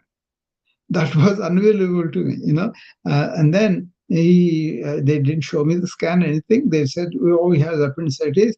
And then they went and did the appendectomy, and then they charged 25,000 to my insurance company. That is there, But then apparently it is done mainly because of this one, right? But that could be, they could have showed me the everything, right? Appendix and all. They did not. So that is the state of affairs we are in. So patients, how I am a big patient advocate and how I fight for that. This is a major thing going on. Okay, ChatGPT will give you some suggestions, some things too for ordinary things. That's fine. I always encourage my patients to read good things in the internet and then to investigate, to find out all those. That's all fine information. But then, how do you interpret the judgment, the what is important, what's not? Only trained physicians and nurses can do that. That is important also for the patients. For their a lot of times they trust us, they think this is very, very friendly, and that becomes half the solution for them. So that's very important, those soft skills too. So public also cannot understand that only the data is not going to cure you. It is the healing hands is required. So not that I have to be there, but then the system of the recommendations will be there. I maintain good health because I have not seen a physician since 2014. So if they ask me, oh, I am my own physician, I tell them, usually, what are the medications you are? If somebody calls and I say, I have not had any medication, I don't even take a Tylenol, just to show people that you can have a non-medicated, non-drug or non-synthetic things. You can maintain good health if your lifestyles are natural and holistic and not some neurotic. I don't fast, but then I don't eat unless I'm very, very hungry. That itself, the fasting works. So people develop intermittent fasting, that, this, then all that. But I don't need to do all that. So what I'm saying is there is a merit in the modern medicine diagnostically, but when it comes to therapeutics, we got to have some restraint and evaluate whether they need it or not, and also allow the natural inner resilience, inner immunity to heal us better. And then if it is not, then you can always, because we have so many tools to monitor that. Even on the patient's body, we can put a watch and observe what is going on, right? And we can have somebody jogging in the forest, and suddenly he has to stop because there is a heart attack signs from the watch. Go to the remote place and they call you and tell you are about to have heart attack. Just sit down and take rest till we get the help. This actually happened. So we have so many capability of diagnosis, but therapeutic-wise, it's not the therapies are wrong, but it is used without any brain. Just use everything for everybody is not the thing. And also make them addictive to that.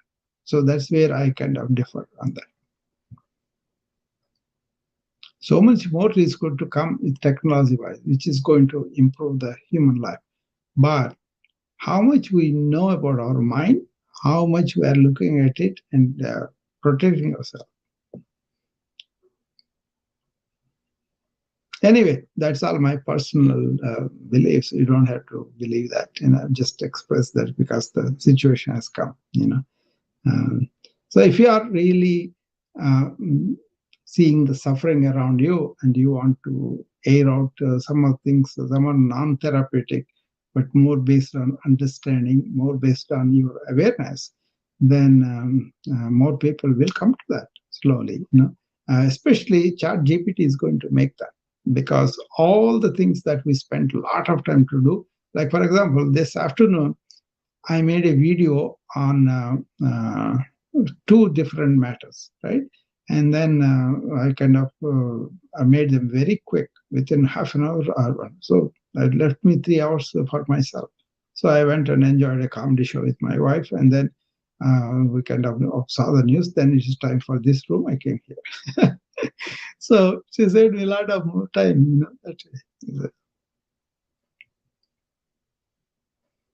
Anyway, anybody else has any questions? Jama, you have anything you add or you want to say? Or well, I think the only time I actually really sleep well is if I have a good meditation before I sleep. I find, just like everybody else, your mind is always going a mile a minute. And the more that I do marketing, or the more ideas that come into my mind, the worse I get at spending too much time thinking about it instead of just letting go. Yeah. And so I have to. I wrote a book on meditative awareness. This is one of the 4 books I completed in the last month or so. Before I was writing one book, 1.5 years, still not completed it. But now with all this, I gave the ideas, I gave the thing, I edited everything. I don't want to copy and paste it, so that's why it's taking time reviewing it. In that meditative, where can we find it? It's coming now. So Sanya knows I'm lazy about releasing them. But I will release them. But then I'm just giving a preview of that. What it is traditionally we are taught about this episodic need for meditation. Do it at the time. Like you're saying that all day you let it do like that, and then you meditate. You're kind of trying to control it, and then that is called manolaya. So it's like a vacuum. It comes up, you suppress it, and again it comes up like that. But then there is another way I discovered several years ago that was transforming me was manonasha. Nasha means destruction, not in the sense of complete destruction, but then understanding there is no mind as such, but only thoughts. And once you understand, once you give this mind formation and all that, once you understand, through your understanding, you kind of destroy that notion of mind. Then only thoughts, and then thoughts are gathered, and thoughts are followed, thoughts are slowed down, and you focus on one thought, and one thought is completely overcome. That's the kind of thing. We have a friend here finally on the Wisdom app. Well, let's talk to him, what he has to say. Hi, Cosmic. Doctor, what's up? How are you? I'm well. How you pronounce your last name? Kolusu? No, Dr. Royal. I don't know how to pronounce it. Rao. Rao. Dr. Rao. Rao? Rao. Rao. Very common name. Rao is, so.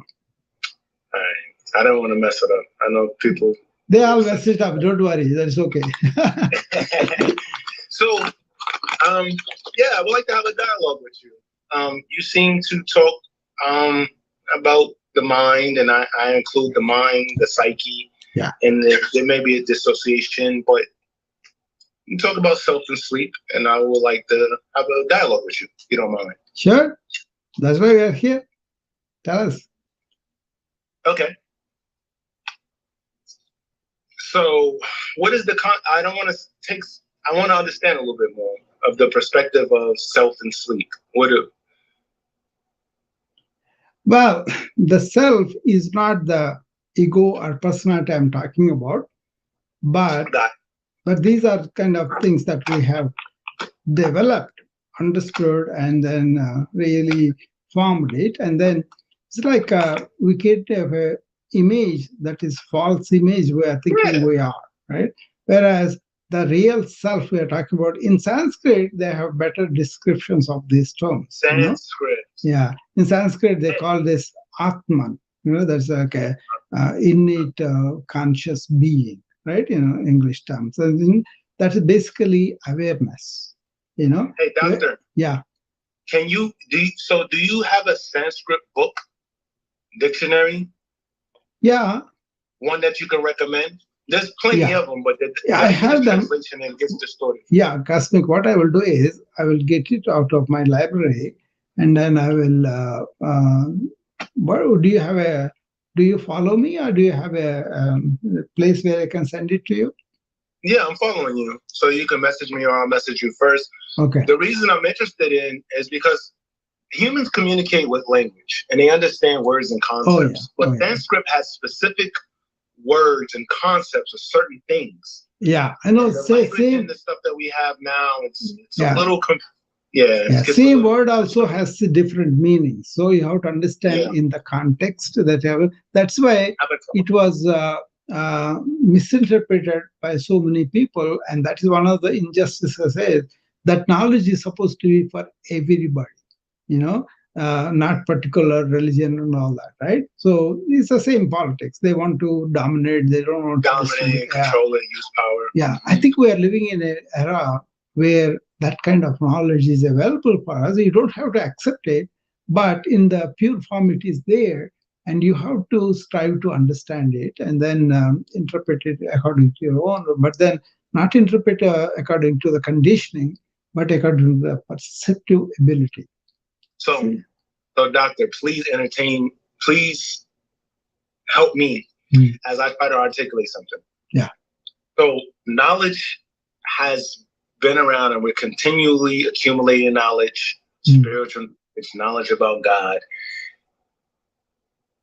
How can you go beyond that if that's all you understand? Knowledge. Exactly. Going beyond that is not knowledge. The technique, the practices, and knowledge. You have the deep understanding, I can tell. Yeah. But this field of knowledge is the limitation. A very good question. Very good question. Because since you are interested in Sanskrit, I will tell you two terms in Sanskrit, then explain them to you. It's called Vijnana, Gnana. Vijnana is about objects out there.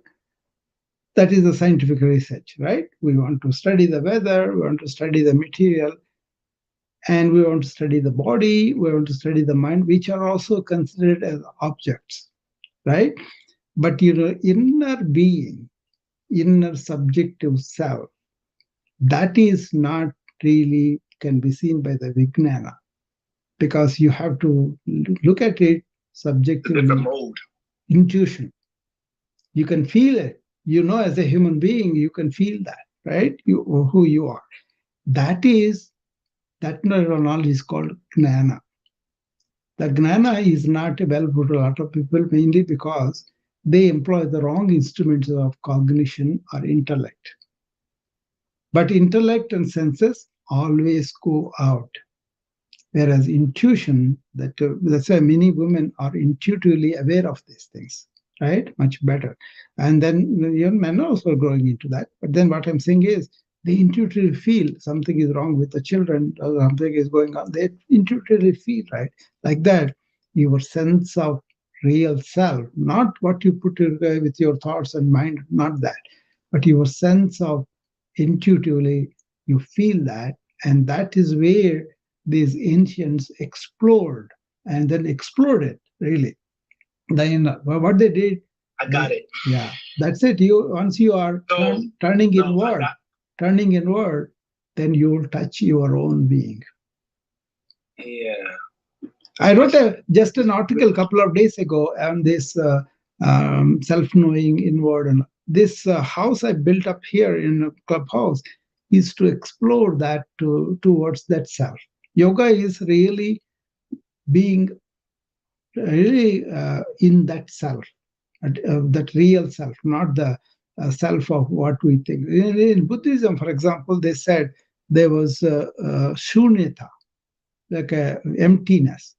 The emptiness is also not void of anything, but it is full. It's full, So that's why Buddha said in a different way, Hindus said in a different way, Christians say in a different way. Even there we say, be still and know your God. What is the stillness? The thought stillness. The barrier. But so, doctor, you're giving me more knowledge. Though you explain in Sanskrit and you're explaining concept, it's still knowledge. Yeah. So Buddha, anybody who has come in contact with something other than knowledge is different. It's like I'm trying to probe. Yeah. and go away from anybody's philosophy. If you say Buddha, if you say Sanskrit, if you say more words and more knowledge, that doesn't give somebody freedom. That doesn't free their mind. It doesn't, because to see through the distortions and illusions. Yeah, actually, Vedas also, if you are stuck with the Veda knowledge, then you are not there. So wash up all. Okay, so doctor, look, your mind is there, doctor. I wanted to use your brain to help. How do you articulate? I hear you tell people. It's very simple, actually. Okay, so what do you think is so simple? I don't find it so simple. I know, because you can't free nobody's mind. All right, before you answer that, do you think you can free anybody's mind or dispel anybody's belief? No. You can never do that, because it is subjective thing. You can throw light on the path that they can take inward. That's all you can do. But they have to walk. They have to do their own effort to feel that inner self and stabilize themselves in that. Because we are always pulled by the intellect and the senses outward, So many people don't know what it means to be inward. But once you are inward, not really being self-conscious or being selfish that way, not that. It's like you are aware of your thoughts, you are aware of your emotions, not being reactive, but more like a. You're aware of the reactions, actually. Yeah, you're aware of this issue. That is awareness again. See, you have to catch that awareness yourself. So the difficulty is trying to articulate and help somebody realize that. Yeah. I would say, Cosmic, before we help somebody, we have to be that. No, but that's clear. Yeah. That's clear. Mind has to be free. Actually, you don't even help also anybody. All you can do is you can live it, and then it will rub off on them. Say, like, for example, Buddha, the title Buddha means the one who transcended the mind. Right? Buddhi in Sanskrit is that intellectual mind, intellect knowledge. That's actually one of the attributes of our mind. There is a mano, chitta, ahankara, and buddhi, right? All these four are like one is memory bank, one is ego identification, other one is extra intelligence, and then this is intellect, right? But these four, there are 64 parts of the mind according to the Sanskrit literature and the things. But then you know what they said? You use this intuitive knowledge and all towards that. But once you are there, you submerge yourself completely when you transcended your own accumulation of knowledge. That's a fact. But the process in which somebody explains according to text or doctrine isn't the process of the mind. Yeah, it isn't the capacity of the mind. Exactly. That's why the Vedas also said, don't know text, nothing. You just have to discover yourself. See, another thing is. Exactly. But human beings, we're conditioned. Yeah. So you come into this world, you have all this information, this knowledge, this philosophy, this religion. It conditions your brain and your imagination. And exactly. So that has to be self-discovery. Yeah. However, you asked me a question, we're talking about like you're not able to free nobody's mind or belief. However, that's not completely true, because we are creating society. We're creating wars. We're creating divisions. We're creating animosity, anger. Like, we're creating the reality. So it's not.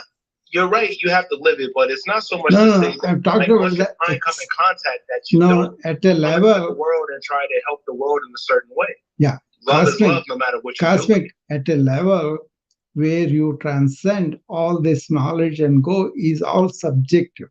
That is where you can, like you are asking the fundamental question. So what it is the answer is simple. Just be. Just be. I mean, all right. So, doctor. So, look. Let's say that it's not me that's struggling, but if I told somebody who was in a state of anger, depression, they're caught in this field of psychological human experience. That is different. That's different. Simple be. No, some that people go crazy. First of all, are you just the be? That's all that counts. Everything else, the disease and all those things, we can have the roles of people, physicians, other people do that.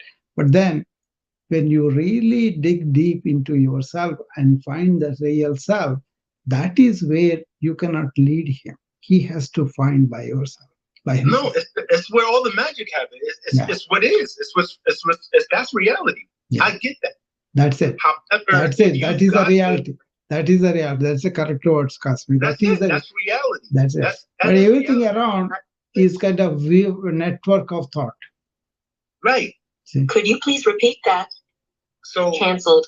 So the position I'm taking devil's advocate because I'm proposing that I'm this human being in the society of psychological. You telling me just be.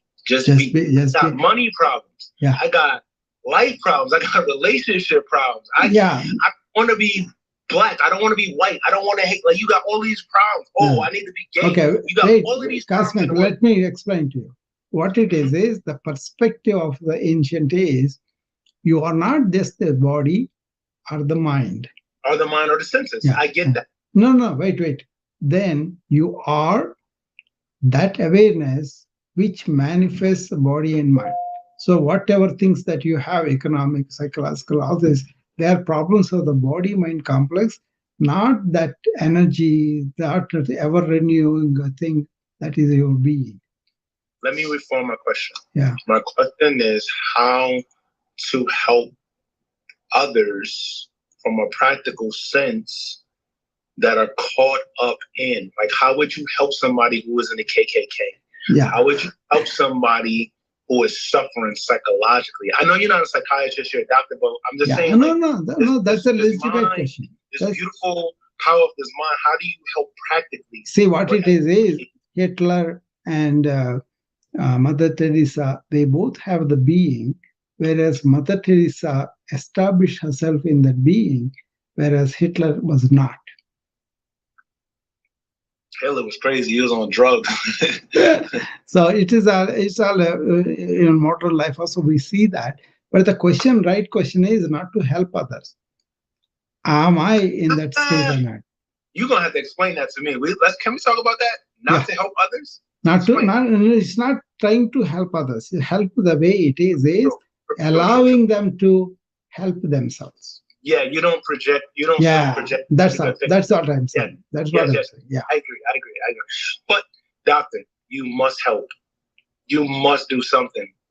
Like if you come into this contact, if you're a doctor, if you're helping, you must help. Yes. What do you think my whole life is about? Giving. That's it. It's gone. I think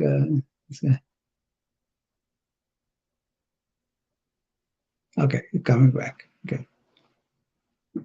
That's a legitimate question what Cosmic is asking. Okay. I have a deep understanding too, but you give such I can give these answers. Yeah. I always come from it from a layman. Right? Because anybody come to you, if they're ready for you to be their guru, it's no problem. I'm coming to you as the person who is confused. I've been to every guru, every religion. Like, that's what the psyche is. The psyche is elusive, and people may depend on your knowledge and they may see it for a moment, but then the memory is overwhelming or the experience is overwhelming. Yeah. So I'm just it's educational talk. No, that's true. Conditioning is very, very severe in a lot of people. But then you know what it is unless they are ready to decondition themselves, you cannot force them to do. But then you can compassionately talk to them, ask them questions and all that. Lots of times my patients come, even though I'm a medical doctor, they say I'm a better psychiatrist than any psychiatrist they have seen. But I don't offer psychiatric help. I help them to understand their own thinking. Yeah, because you know why? Let me put this on. I want your feedback. Because you're not just a psychological entity. No, exactly. Yeah, I'm a being and I identify you in the same energy, Cosmic. Everybody else also. So when I see them, I see them to all my filters have gone. Yeah. So I'm not any country person, any religious person, or male or female also. I just look at the being in women. Yeah. We need more people like you. We need more people who. No, that is the reality, isn't it? We are. No, but it's not okay. No, I will tell you another Sanskrit word. It's called ekatvam, oneness. We are all in oneness. All right, so let's stay here. This is beautiful. You talk about reality. Everybody experiences reality through distortions, and their understanding of reality isn't actuality, isn't reality. Yeah, that is called nitya, anitya. Nitya means what it is permanent, we don't realize. What is impermanent, we identify with. So isn't it? It's important. So this is self-projection, but where attention goes, energy flows. So the importance is away from the psyche and more on solutions and more to your being. Station in reality. You can go down this rabbit hole of psychological apparatus, and that's what we're doing. No, station in reality, you don't have these fluctuations of the mind or the psyche. So that's why once you establish yourself in your real self, you don't have any psychological problems or any entity like that. Can I change the context, Doctor? Yeah, I think we need to close now because it's beyond 9 o'clock. I was here for 2 hours, I was supposed to be on. But here I come every day, Cosmic. You come and visit us tomorrow, okay? And then we can take it up, and there will be 1 full hour for you to talk if you want to. No. Okay. Okay. Thank you for your time and energy. Okay. Bye-bye.